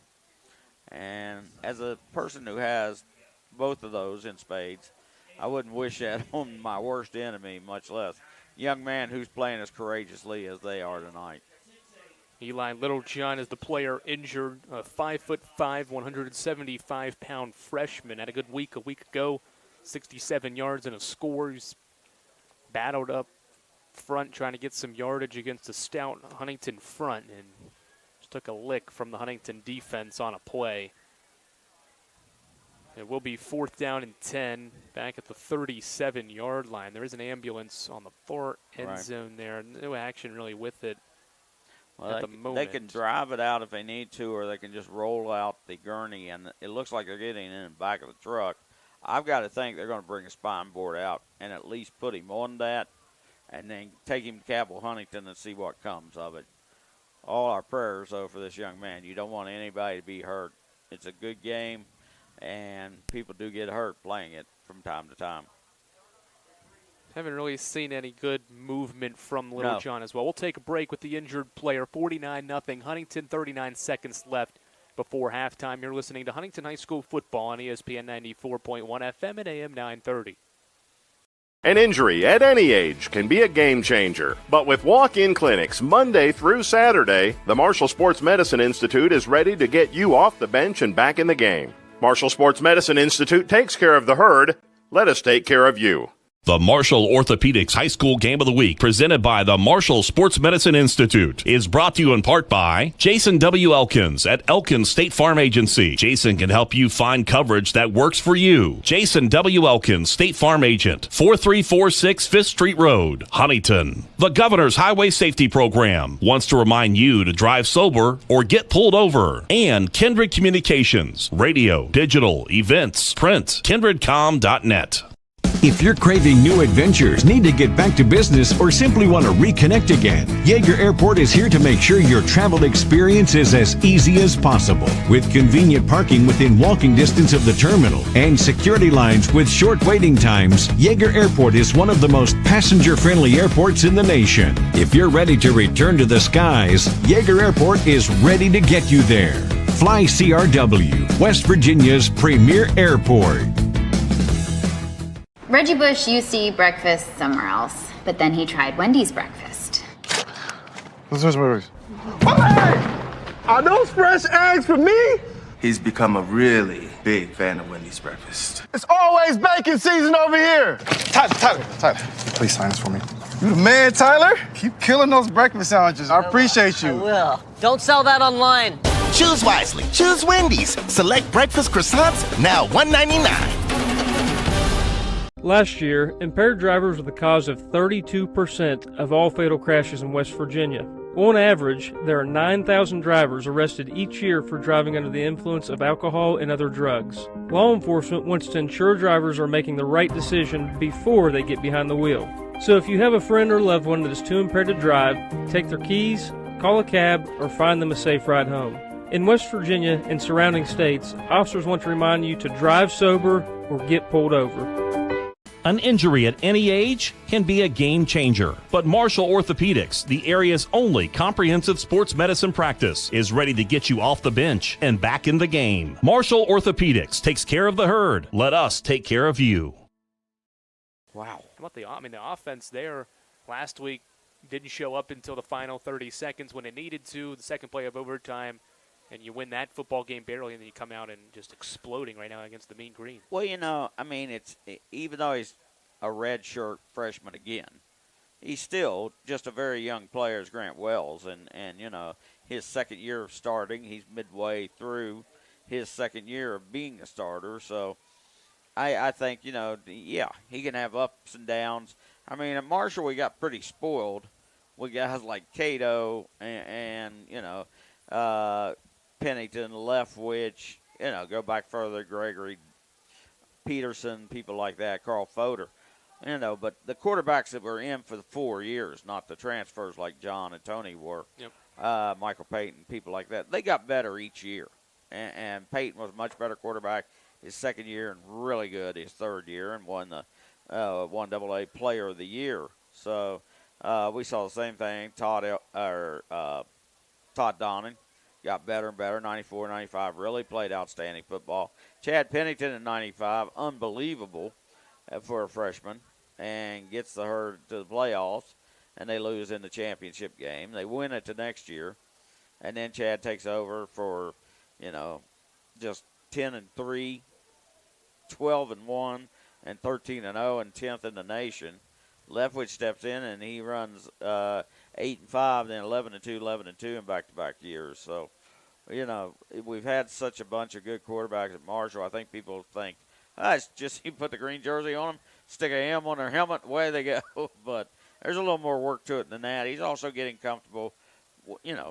Ali is a brand new running back, first time playing college.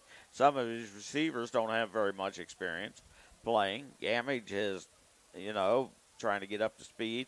The two guys that won the game last week were just incredible how well they played down the stretch. So, you've got some really good players. You've got some nice offensive linemen and a defense that really swarms, kind of like this Huntington defense does for their offense. So you hope you're never going to be out of a game because those guys can keep you in it. We got to remember, hey, the 3 losses were by a total of 11 points. So that happens with young players sometimes, especially when your quarterback's a young player. Yep. So, that's good news from Texas, and hopefully it'll set up a run for the Herd towards Conference USA's East Division title. And they've still got some really tough games coming out. Western Kentucky, UAB is still on the schedule. FAU's always good. FAU's playing really well. They are fortunate not to catch UTSA this year because they seem to be unconscious out there.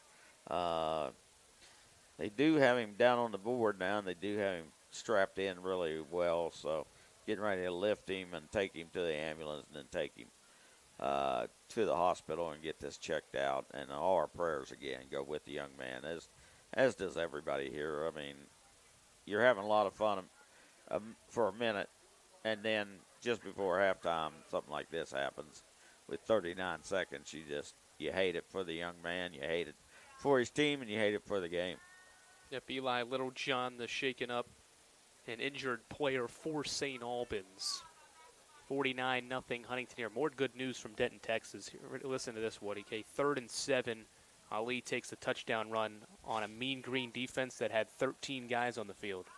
13 guys were on the field. Ali still scored. It's 42-7. He should get like 9 points for that. If you got to go against 13 guys and you still score, that is some serious blocking by the offensive line there because they got extra guys they had to take down.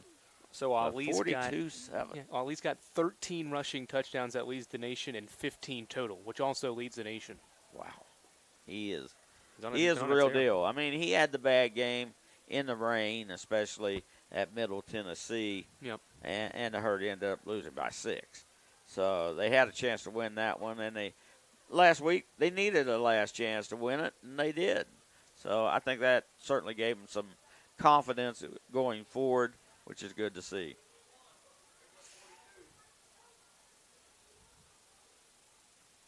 Going very easy with him here.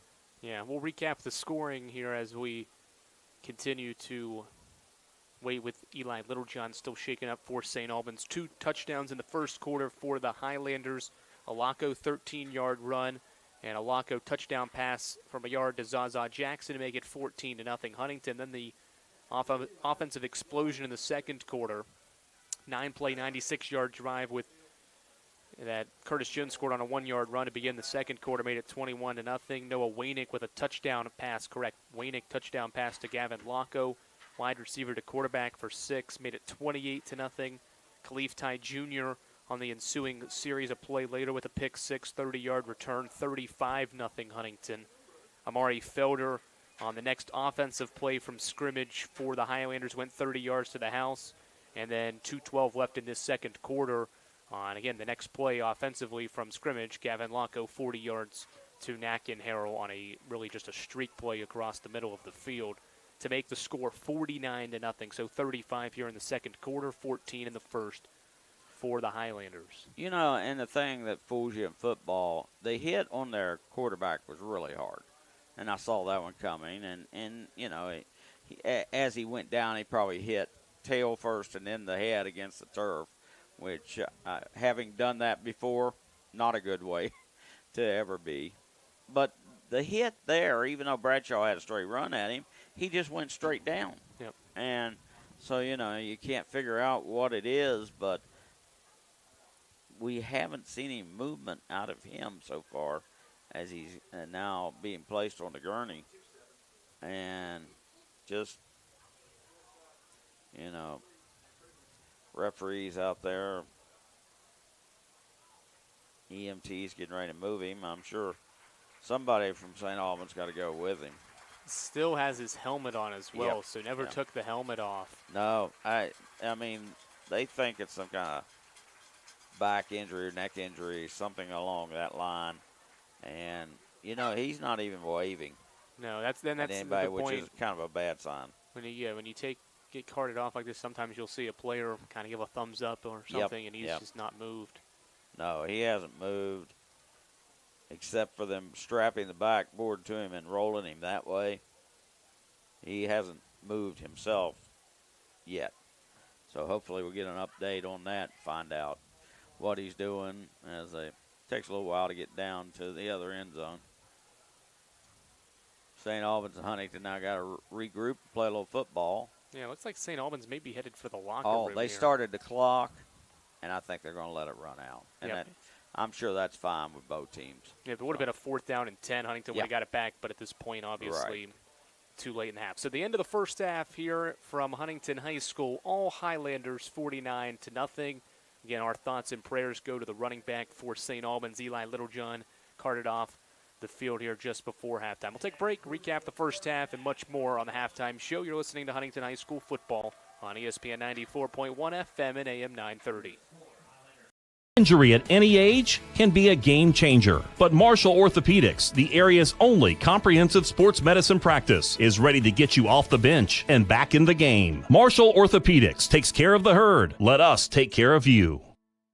The Marshall Orthopedics High School Game of the Week, presented by the Marshall Sports Medicine Institute, is brought to you in part by TaxMasters ProBooks Plus is your tax and bookkeeping specialist. Visit TaxMastersProBookPlus.com or call 740-867-8333. Valley Health, quality care in your neighborhood. McDonald's is a proud sponsor of high school athletics. Stop by McDonald's after the game and celebrate with a Big Mac, fries, and a Coke. McDonald's. And KINDRED Communications. Radio, digital, events, print, kindredcom.net. The need to try to be like somebody else or try to like one up somebody else. In my generation, it was keeping up with the Joneses. And I think that can be distracting.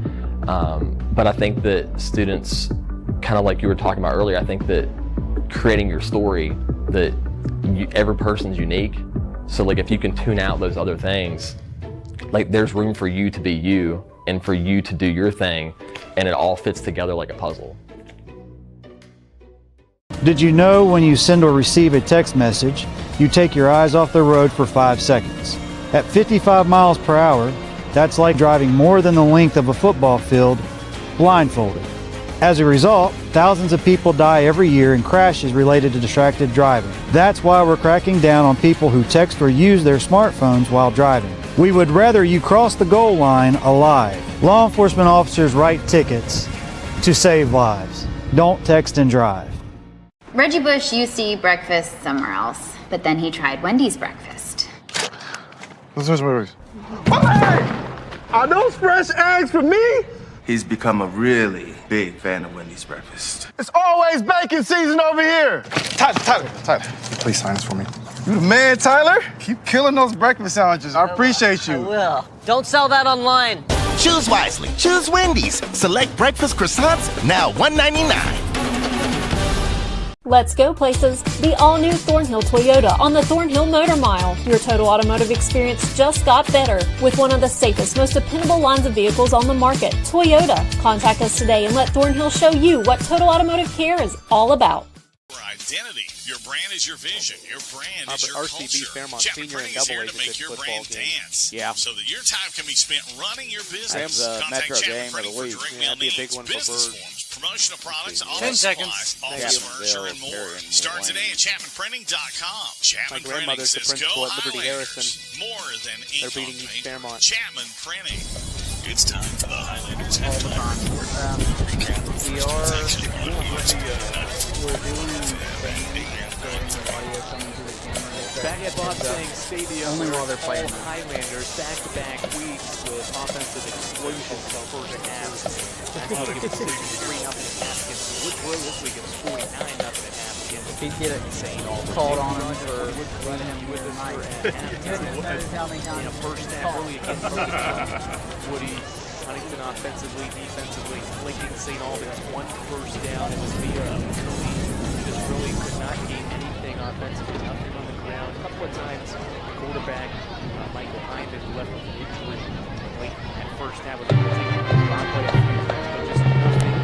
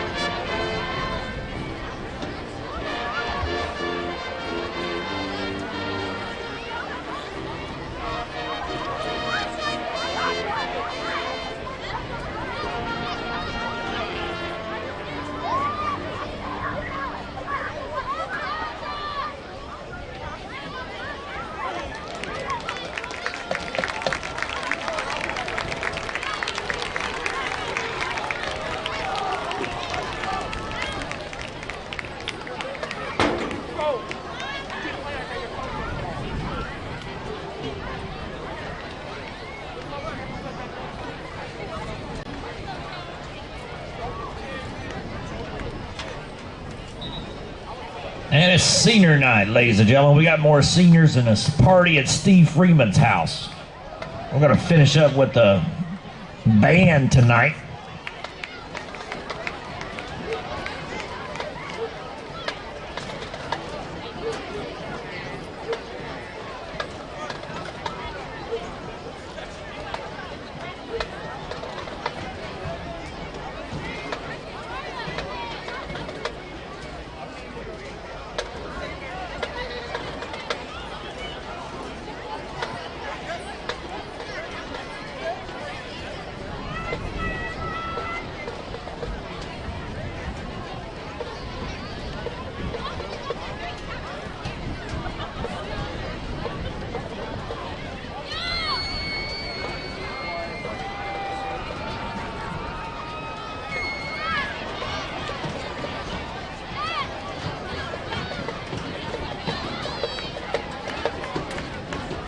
All right, our first senior for the Highlander Marching Band is Truett Bird, being escorted by his parents, Darren and Christy Bird, and his siblings, Addison and Tucker Bird.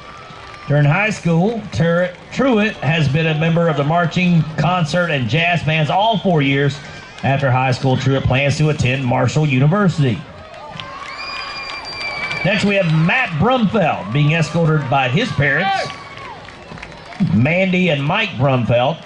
During high school, Matthew's been a 4-year jazz band member, 3-year marching band member, drum captain, and he also made all-county band once. After graduation, Matthew plans to go to college to be a band director.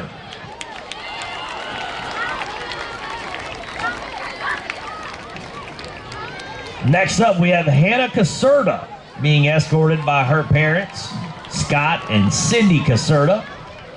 Taking her from the band field her freshman year and diagnosed with cancer, Hannah's biggest high school accomplishment was winning her battle with cancer and returning to the Marching Highlanders her junior year. After graduation, Hannah plans to attend nursing school. Next up, we have Andrew Dempsey, being escorted by his parents, Kathleen and Wallace Dempsey. Andrew is a 4-year member of the Marching Highlanders. He has played clarinet, saxophone, but is currently the head drum major. Andrew is an AP honors student and plans to go to Marshall University to get his bachelor's degrees in fine arts and music.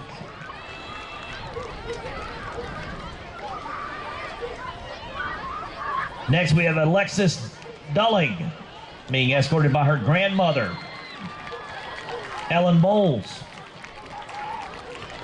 Alexis is a 4-year member of the marching and concert band. After graduation, Alexis plans to attend Marshall in the fall of 2022, where she will major in social work.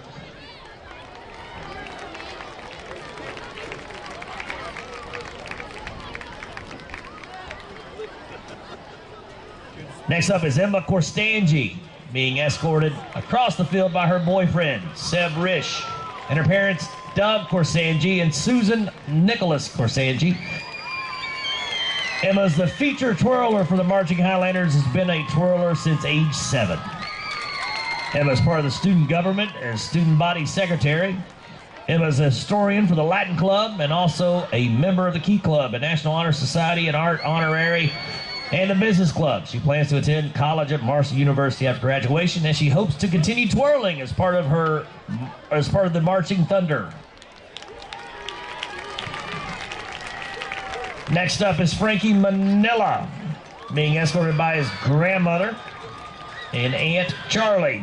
Frankie is a 4-year band member. After graduation, he plans to go to Marshall University, where he will study forensic science with hopes to become a detective.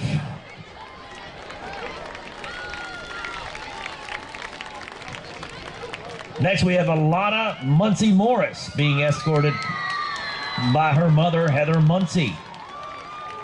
Alana is a 3-year band member and the front ensemble section leader. She is also an honors and AP student. After graduation, she plans to attend Marshall, where she'll major in art education.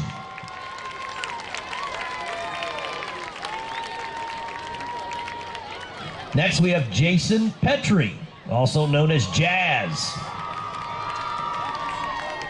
Being escorted tonight by his mother, Christina, and sister, Heather Petrie. Jazz has participated in band for 4 years, jazz band for 3 years, and all-county band 2 years, all-area band 1 year, and Marshall Honor Band. Jazz has also participated in robotics. After graduation, he plans to attend Marshall University and obtain degrees in business finance, computer science, and music performance. Next, we have Ian Rushton, being escorted by his parents, Catherine and Thomas Rushton. Ian is a straight A student and has passed 5 AP tests. He is a Life Scout awaiting his Eagle to be approved. After graduation, he plans to go to Vanderbilt University and major in physics or engineering.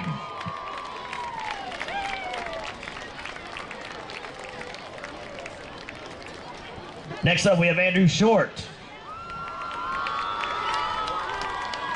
Andrew's being escorted by his father, Michael Short. Andrew, who has been nicknamed Big Worm by the other band members, is a 4-year marching, concert, and jazz band member.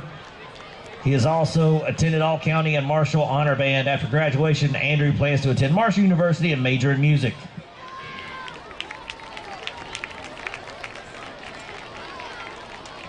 Next up, we have Eric Staley, being escorted by his parents, Brian and Jennifer, and his sister, Kara. Eric is a 4-year marching and concert band member where he has played clarinet and bass clarinet. After graduation, he wishes to pursue a career in the culinary arts and hospitality management.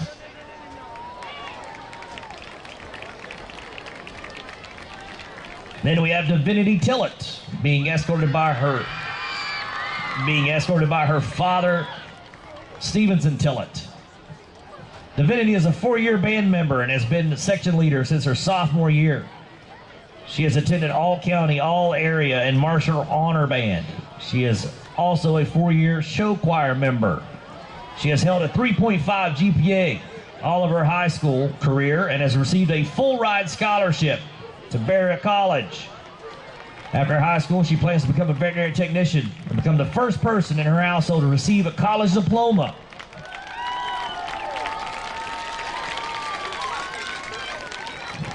Last but not least, we have Savannah Buyers, being escorted by her mother, Amanda.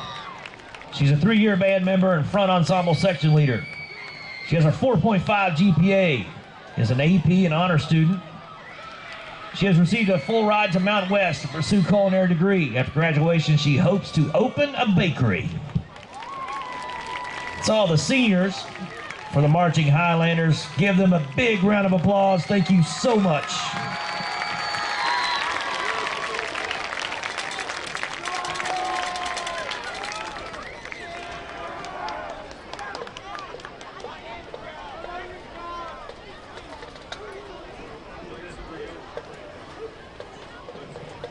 Just want to let everybody know it's halftime at Marshall University's football game. It's 42-7.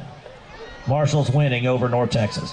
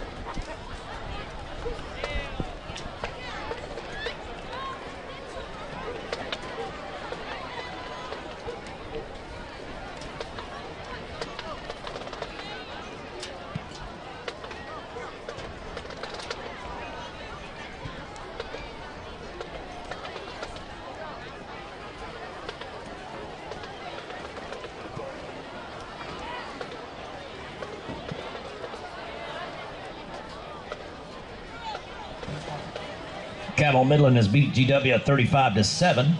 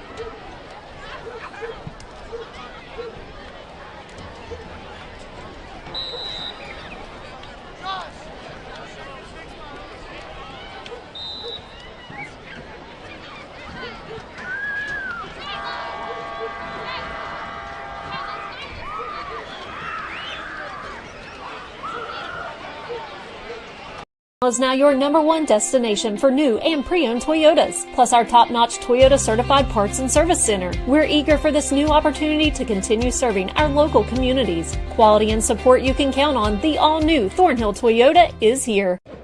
Each of us carries an anchor. It can hold us back. But when we toss it forward into the future, something amazing happens. Our unique dreams built off hard work take shape. At Mount West, struggle does not mean defeat, and tough times will not divide us. So what are you waiting for? Enroll today. Go far, close to home. Mount West Community and Technical College.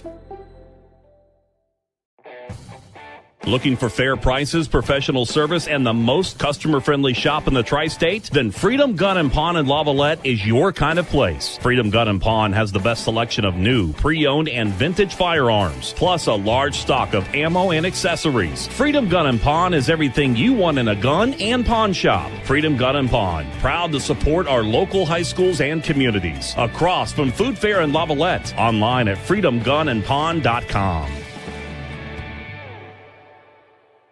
Going out? Hungry? Have kids? Looking for a fun, casual joint? Then Roosters at Pullman Square in Huntington is the place to be. Bring the kids 12 and under on Tuesdays, and they eat for just 99 cents all day long. That's right, an entree, 2 sides, and a drink for less than $1. Plus, Tuesday at Roosters means a featured appetizer all day for just $2. Roosters will lighten your mood and not your wallet.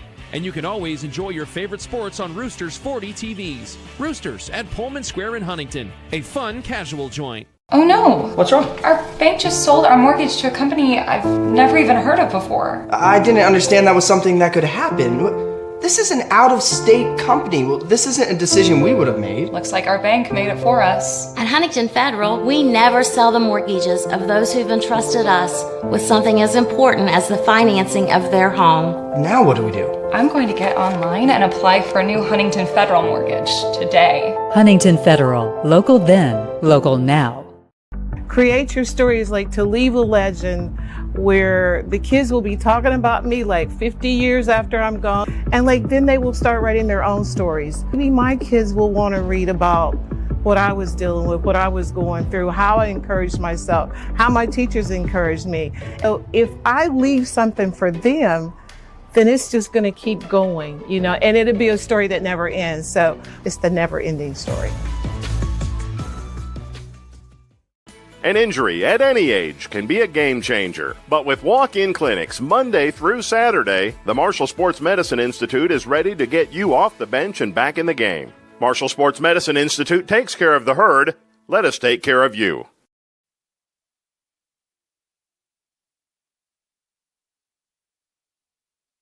Tyree Smith and the Huntington Highlanders deferred for the second half, so Huntington will receive this second half kickoff. 2 8-minute quarters now in the second half.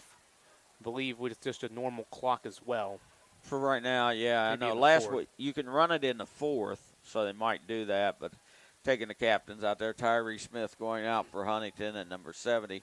Cooper Pauley going out, I believe he's a senior for this team, offensive, defensive lineman. So the interesting part will be who's going to be, you know, we've seen 14 in the backfield. We've seen 3 back there. He's had a carry. But, I mean, Littleton had 10 carries and 3 more for the quarterback of their 16 carries. Another week that Huntington will probably be able to utilize a lot of younger players. Yeah. Last week we saw Avante Crawford at quarterback and Jackson Hatfield both get reps. Crawford not in uniform tonight here on the near sideline. Yeah, I noticed his jersey on, but no pads. Notice down on the sidelines too, Josh Pauley still out of uniform, and so is, excuse me, that's not who I meant. 33 Jordan Price down on the sideline, and coming off of his surgery, Gavin Atkins already on his feet, doing pretty good without crutches or anything on that ACL repair. So, and they're going to kick to Huntington? Yep. Yeah, that's right. I'm sorry. So St. Albans to boot it away right to left in this second half. Again, 2 8-minute quarters. Highlanders Up 49-0 to start this second half. Number 45, we believe, is a female kicker. Yep, she boots it to the 30-yard line. It's picked up by Deidre Graves. He's up past the 35. This is going to go to the house. 40, 35, 30, 25, 20, 15, 10, 5. Touchdown. Nacky and Harrell on a kickoff return. He started at the 30, finished in the end zone, a 70-yard return. Just like that, it's 55-0. Well, they hadn't had a kick return for a touchdown. It's something Billy Seals has been hoping they could get done, but took about 13 seconds off the clock.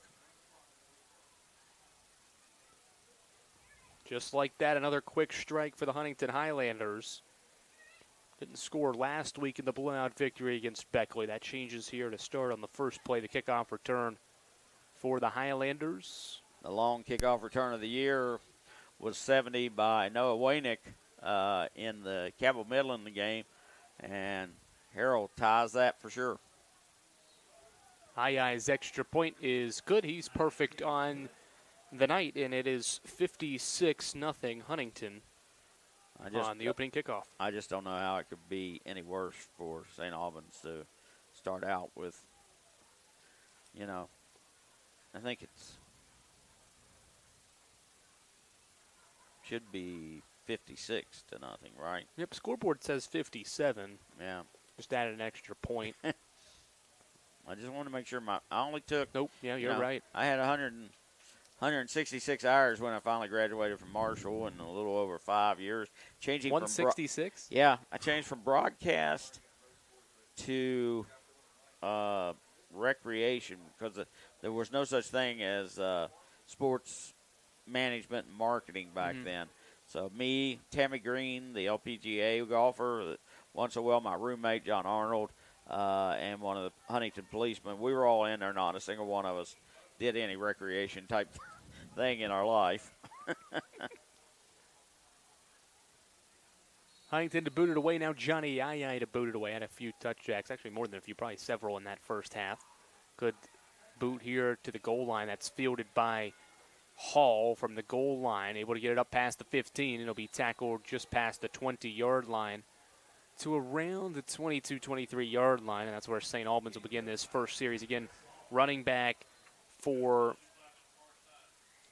St. Albans, Eli Littlejohn, get carted off just before halftime. The quarterback, a few plays before that, Michael Hindman, was shaken up and did not return in that first half. So those two names we probably do not expect to see. We won't see Littlejohn tonight in this contest. We did hear, though, that he was conscious, and that is good news. We didn't see that ourselves, but the coaches from Huntington able to inform us of that. Yeah, and once they got to the hospital and probably, got him situated and told him it wasn't a catastrophic injury or something, then maybe he was afraid to move before that. And number 2 is coming back, though. Hindman's game, that's for sure. There was a penalty on the Highlanders after the play. It was an unsportsmanlike conduct on Cam Veazey. So this will move the football to the 37-yard line. A 15-yard penalty, good field position for the Red Dragons. First down and 10 at the 37. It's their best field position since early in the first quarter. Trips to the near side. Hyman ball on the far hash mark. Handoff goes to Adkins running right. Is able to get it up to the 39-yard line. He's going to get 2 yards. Able to get to the outside. Second down and 8. Making the tackle, number 29. Making a stop, Kristen Sanders, and also looked like maybe 13. No, Waynick might have been in there.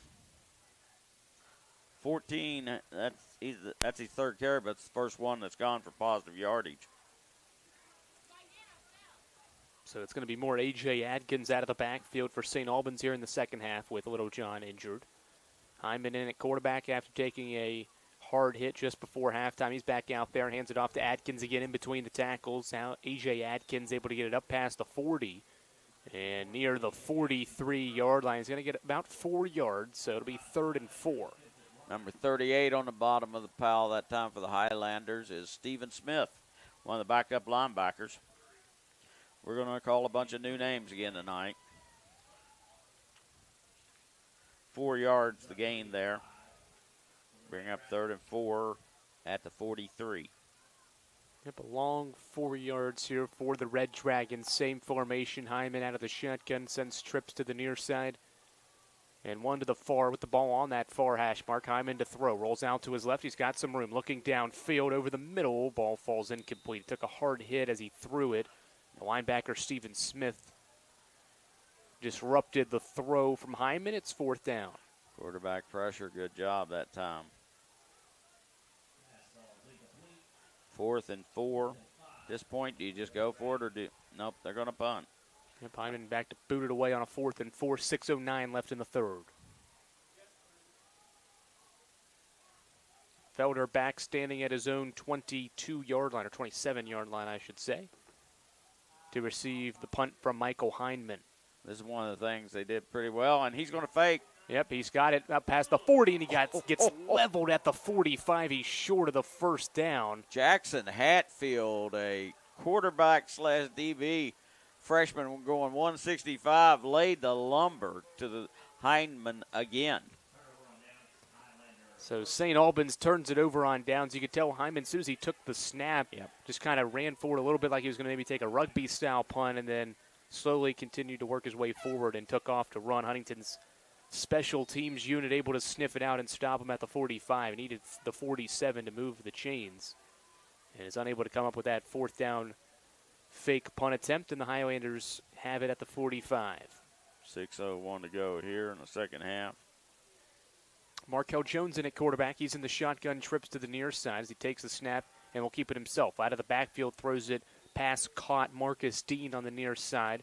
Able to haul in the pass after a gain of about 2 yards. It'll be a gain of 2, 2nd down and 8. Ball on the 43 now. So we saw Avante Crawford and Jackson Hatfield last week. No Markel Jones, who completes his second pass there.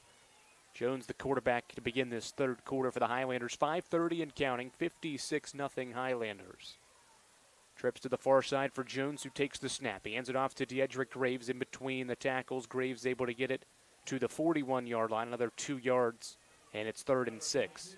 52 coming in for the tackle. Called his name a lot tonight, Cam Wells. I can see why he was highly rated in the preseason. 3rd and a long 6 for the Highlanders. Needed to get just past the 40, or the 35, I should say. Jones under pressure, steps up in the pocket, and he's going to be brought down right around the line of scrimmage. Good pressure. It was Wells again. Able to get there and trip up the quarterback Jones after he tried to split in between 2 defenders. It's a gain of maybe a yard. 4th down and 5 at the 40. And it looks like Huntington will keep the offense on. 4th and 4. Jones out of the shotgun. 4th down. He'll throw. Over the middle. Pass is incomplete. Just through the hands of Marcus Dean, the intended wide receiver, on 4th down. And both teams exchange turnover on downs here in this third quarter. It's 4 minutes and 21 seconds left here in the third. First drive for the Highlanders that hasn't resulted in a score. So St. Albans will take over 1st down and 10 at the 40. In hopes of getting a 1st down. This team has 0 first downs it's manufactured themselves. Just the 1 first down off a penalty. In the first half, and then a one in here on the end of the kickoff return. 2 wide to each side for Hyman, who's the quarterback. He's got Adkins to his right as the running back. Hyman out of the shotgun will throw, rolling out to his right. Looks downfield, fires a pass. It's caught. Warner makes the catch. There's a 1st down right on cue. The Red Dragons into Huntington territory. Really nice looking reception by 13. He's a tight end, 6'2", 200-pound senior, Justice Warner. 20-yard pickup, 140 to another. And it gets the Red Dragons into Huntington territory for the first time tonight. And it comes with 4 minutes and counting left in the third. Trips to the near side, 1 to the far side. A little trouble getting lined up there. Finally got him straight. Hyman keeps it himself, running left. Able to break it outside the near hash mark. He's got room, 35-30. He slides down and around the 25-yard line. A good run from Heineman, breaking it out wide. Another first down play. Miles Meadows makes the tackle as he came on the slide, but a nice pickup there of 24 yards.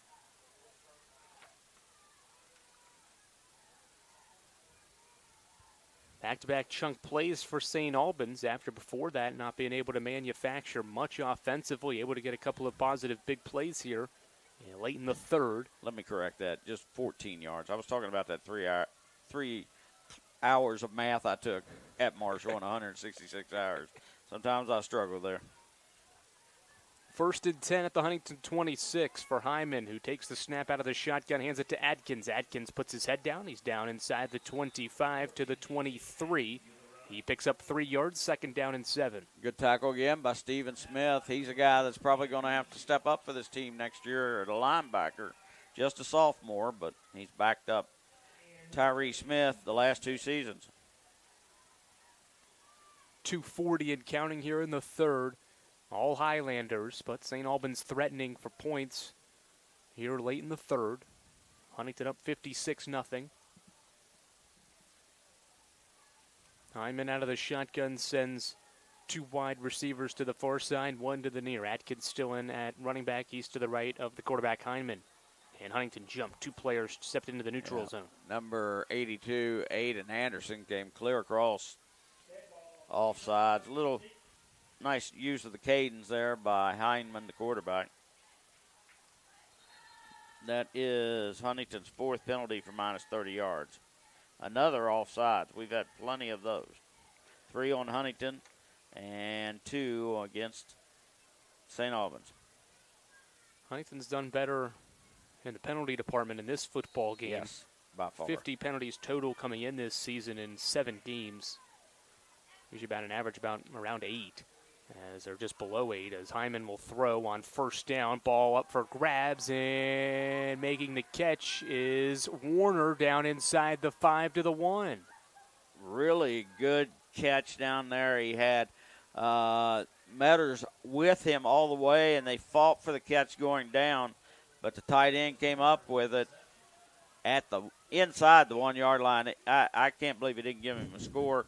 They hit the pylon together. Yeah. I thought for sure it was a touchdown. So 17 yards. That football is an inch away from the end zone. It is almost touching the goal line. Trips to the near side, ball on the far hash mark. 1st and goal from the inch line. Hyman, the quarterback's going to keep it himself, running left. He's into the end zone. Touchdown, Red Dragons. The quarterback, Michael Hyman, is a warrior. He battles back after an injury earlier. Comes back in, leads his team on a scoring drive. It's 56-6. Kazarian Jackson playing nose tackle. He got a hand on him but couldn't quite bring him down. Yes, warrior is, you got to put that by this kid's name because he has played incredibly. He took a really hard lick. Allie Sexton on for the extra point. Good snap. The hold is down. The kick from Sexton is good. 56-7. St. Albans on the board late in the third quarter here. That ends a streak of 8 consecutive quarters for the Huntington defense without allowing a point. That dated back to a shutout in the second half against Spring Valley 2 weeks ago, and a shutout last week against Beckley, not allowing a point, and the first 2 quarters of this football game not allowing a point, and that streak ends at 8 quarters in a row. Longest streak of the season for this Huntington defense. Good drive that time. 5 plays, 60 yards, 3 minutes, 41 seconds for St. Albans to get it in the end zone. They also picked up 3 first downs and scored at the end of the play. So really nice. Warner had 2 catches of 20 and then a catch of 17 yards. He's got 3 catches for 43 yards.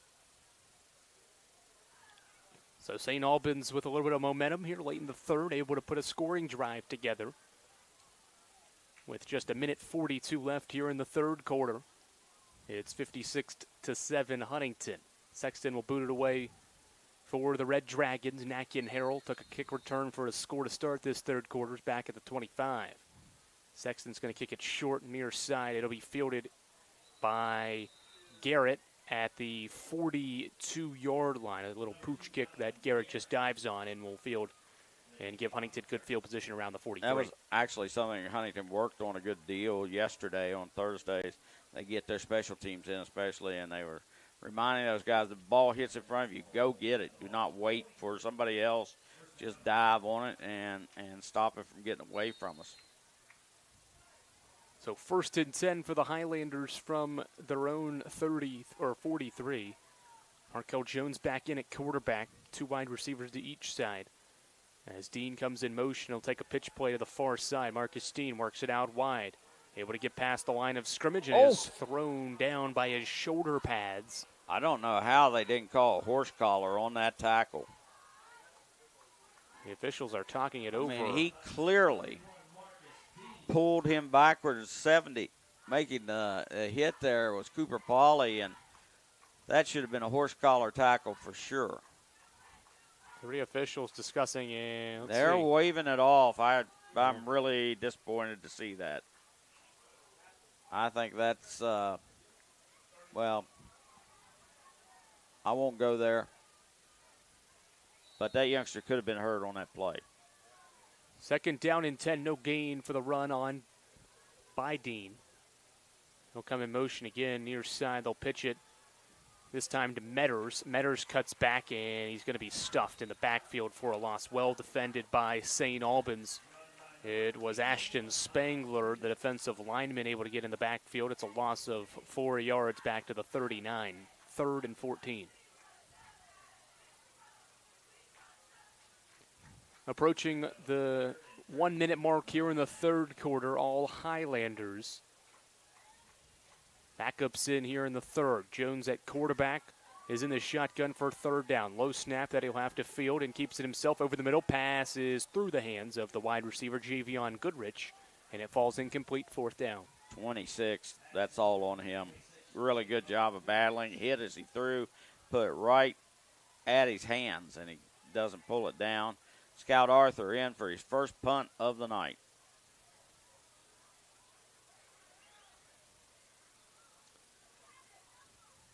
Jones stepped up in the pocket, tried to make something happen, unable to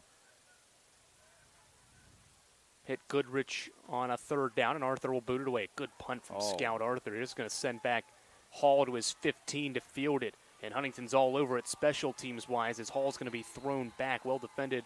Antonio Taylor there to help finish off the tackle for the Highlanders. A great punt from Scout Arthur. Absolutely. High and easily covered. 1 yard on the return. So nice job by Antonio Taylor getting down, making another special teams tackle. That is his 6th of the season and on his 7th tackle. 45-yard Arthur punt, 1 yard return. Gives the Red Dragons possession 1st and 10 at the 16.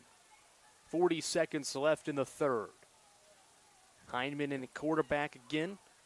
Looking to lead another scoring drive. He's in the shotgun for 1st and 10. He'll keep it himself, running right and still in between the hash marks on his feet up past the 20. He's going to be tackled just shy of the 22-yard line. He's going to get 5 on 1st down, 2nd and 5. 25 seconds and counting. That should be the final play of the fourth, or the third, I should say, pending St. Albans doesn't go quick here. They are huddling, 15 seconds and counting. And it looks like St. Albans will be content with taking this to the fourth. 3 quarters in the books here at Bob Sags Stadium, 56-7 Huntington. 2 teams trade touchdowns in the third. We'll head to the fourth. You're listening to Huntington High School football on ESPN 94.1 FM and AM 930.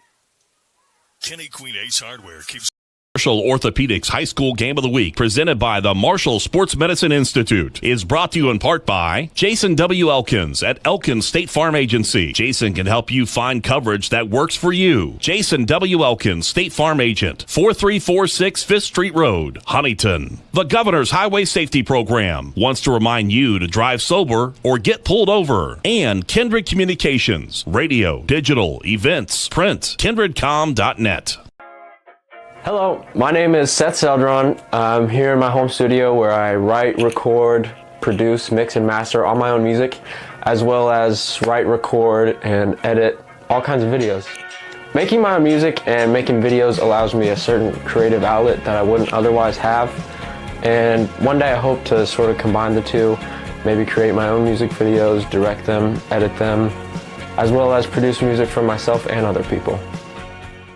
Highlanders football on ESPN 94.1 FM and AM 930. Andrew Rogers and Woody Woodrum back here at Huntington High School.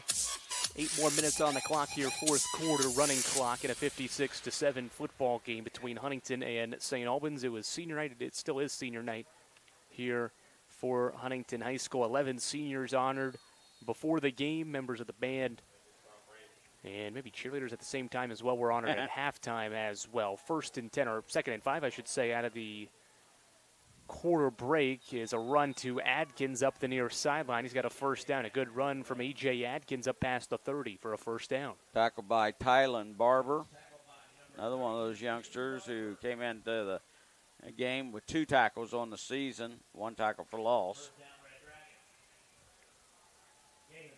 13-yard run up to the 35-yard line. Huntington is just about 7.5 minutes away from improving to 8-0 and ending the regular season here at home with another big victory. Out of the shotgun, handoff from Heineman goes to Adkins, who spins forward, lost the football, and the Highlanders jumped on it. Adkins spun forward, wanted extra yardage, and lost the football. It was recovered by Tylen Barber. And the guy that knocked it out, they were congratulating 23, Tavian Chandler, just a freshman. He's the one that hit the runner and knocked the ball loose. So the Highlanders will take over, first down and 10 at the 48. It's the third St. Albans turnover. 2 interceptions in the first half and a fumble here in the fourth. We are on a running clock here in the fourth quarter because Huntington's up by so many points. You got to be 35 plus to get a running fourth quarter. Trips to the far side, 1 to the near side for Jones, who takes the snap. And he'll step up in the pocket, and he'll keep it himself, crossing midfield. He's into St. Albans territory, down inside the 45 and to the 39. A white helmet came off of a St. Albans player. Yeah, 53 made the tackle, and as Jones was going down, his foot hit him in the head, knocking his helmet off, and so he has to go to the sidelines for a play anytime his helmet goes off. But that was kind of an odd way. It just looked like Jones' foot inadvertently went up and knocked him down. Good run from Markel Jones, able to get it down to the 39. It's a 13-yard run, 1st and 10. Jones takes the snap, hands it off to Graves. Graves spins forward in between the tackles. Will be stacked up at the 36-yard line. 3-yard run for Deidrick Graves. We had not seen number 51 on the field for the defense. Dom Hamler is listed at 6'2", and he easily 300 plus, might even approach 400. That is a large human being on the field right now against those young offensive linemen. Jackson Hatfield in at quarterback for the Highlanders, as he's in the shotgun and will throw on his first snap. Looking downfield, threw it in between 2 wide receivers. It was Marshall Christius in the area as well as Miles Metters. The ball falls incomplete, 3rd and 7. You know, he had both guys open. That was the problem of it. But it didn't seem like he could make up his mind which one he wanted to throw it to. So another different quarterback in here, playing havoc with my stats right now, yes. 5 minutes and counting left in the fourth. All Highlanders, 56-7. Hatfield with 2 wide receivers to each side, ball on the far hash mark. And he'll pitch it near side to Metters, and the play is blown dead. Whistles just as Hatfield had pitched it out wide here to the near side of Metters. You got to think that's something on Huntington. Maybe a legal motion or something of that nature. Yeah, false start here before the snap. Yeah, false start that time. As you said, though, Huntington's done a nice job. It's only their 5th penalty for minus 35 yards. And a few come in here in the second half with most reserves and their younger guys. So definitely a positive thing for moving forward for Huntington, able to right the ship in that category. Something that hurt the Highlanders against Spring Valley often, able to hold on for that 9-6 victory, though. 3rd and 12 in St. Albans territory. Hatfield to throw. Over the middle, ball is off the hands of Marcus Dean and incomplete. Back there in coverage waiting on the football was Jordan Mosley. Never got to him because Dean had it slip through his hands, and it's 4th and 12. I think if he'd been looking to pick the ball off instead of playing the player, he could have probably returned that one for a touchdown. He had a better look at it than the receiver did. So 4th and 12 at the 42-yard line. I don't see Scout Arthur on the field. Jackson Hatfield, 3rd quarterback to come in, is still in the football game, and he's going to walk into the huddle with a 4th down play call. 3:25 and counting. 4th and 12 for the Highlanders. Here in the 4th quarter. Trips to the near side, ball on the far hash mark. As Hatfield will throw on 4th and 12. Looking near side. Pass is behind the intended wide receiver, Marshall Christius.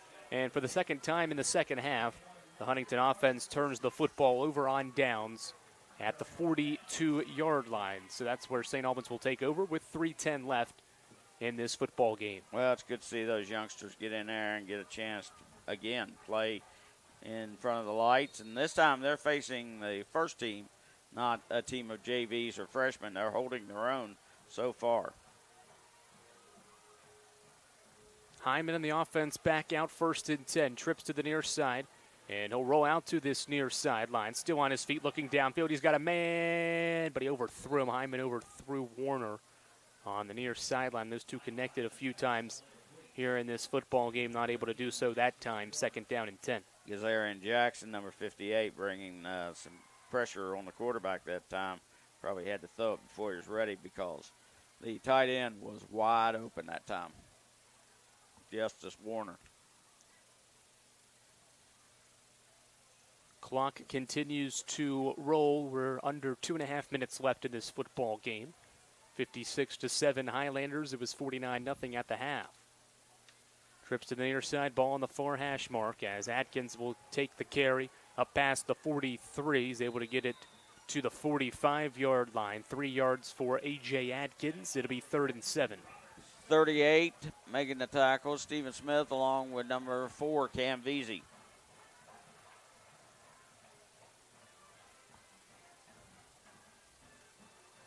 Road ahead for the Red Dragons, a matchup with Capital in 2 weeks. The Red Dragons will have an off week coming up, first bye week of the year, first and only bye week, and then a trip to Capital on the 29th and a home meeting with Cabell Midland to wrap up the year. As Hyman on 3rd down will keep it himself running right, is going to be knocked out of bounds short of the 1st down marker.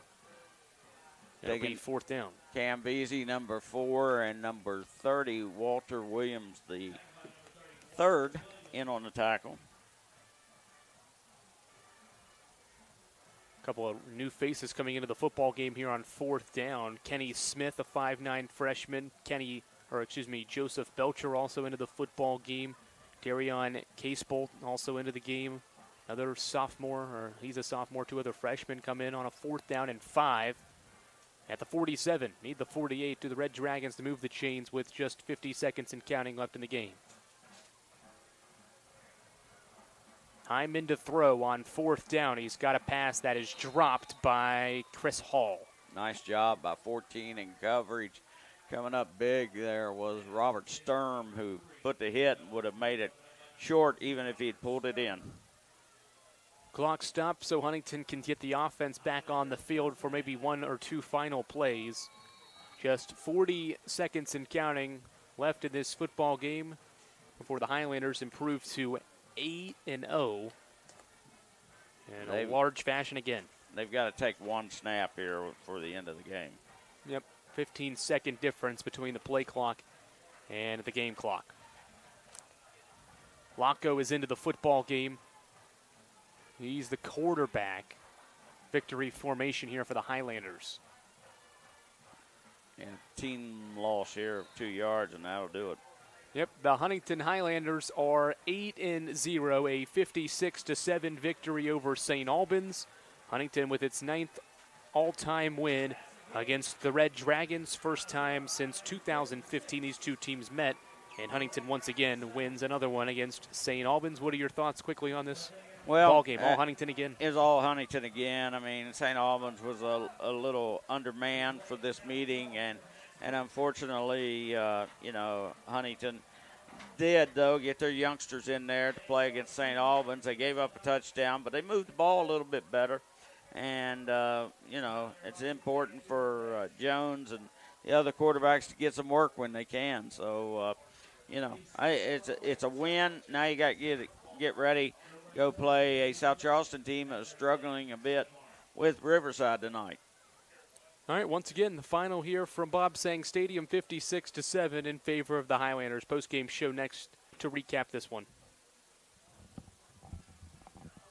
An injury at any age can be a game changer, but with walk-in clinics Monday through Saturday, the Marshall Sports Medicine Institute is ready to get you off the bench and back in the game. Marshall Sports Medicine Institute takes care of the herd. Let us take care of you.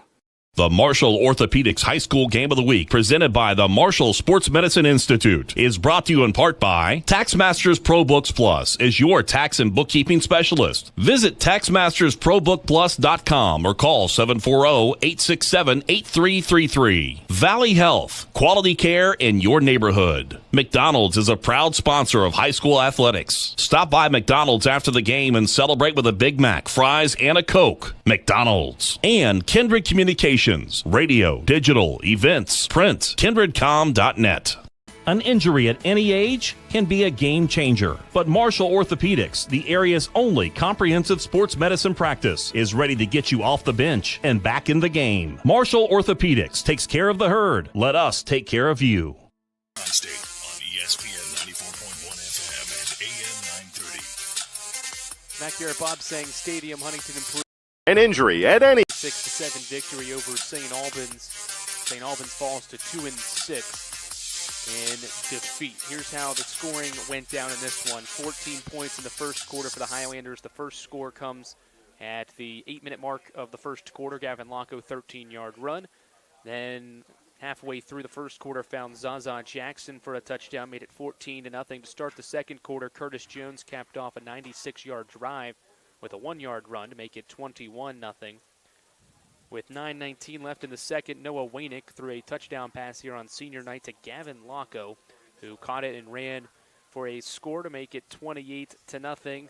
A few plays later, Khalif Ty, 30-yard interception for a touchdown, 35-0. More points would come in the second.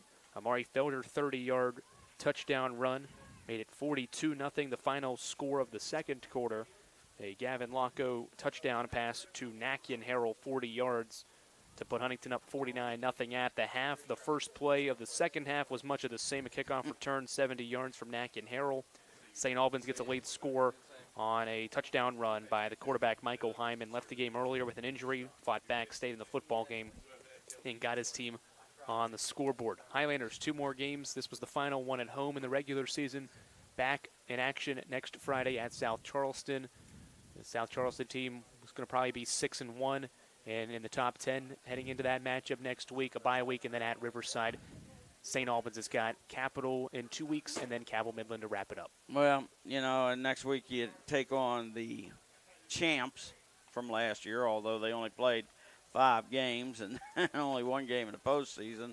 So I don't know if I would have gone out and bought championship rings and all that for that, but South Charleston, always tough to go there and win, and Huntington's going to have to bring their A game after playing, just a half in the last 2 games. They're going to have to play much harder to get a win at South Charleston next week. And then they've got an open week before they finish at Riverside. So you want to finish on an upswing, and hopefully they continue to roll on offense and defense, special teams into the playoffs. So another nice win tonight on senior night. This will be one they remember a long time. You can see the seniors lingering on the field, hoping they can come back here and play some playoff games. But last one during the season, the last one for sure that's in your memory book now. All signs point toward Huntington probably hosting another game. A couple of thank yous to send out before we send it to baseball. First and foremost, you, the listener, for listening throughout tonight's broadcast here on ESPN 94.1 FM and AM 930.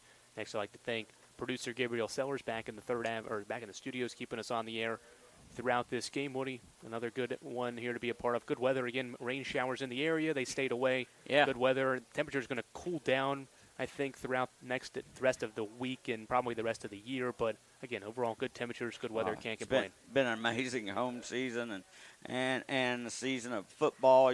Coming off the 3-6 last year, I've got to say that very surprised at the way this team has played. But it's been an enjoyable kind of surprise, like getting that one toy you didn't think mom and dad heard you about.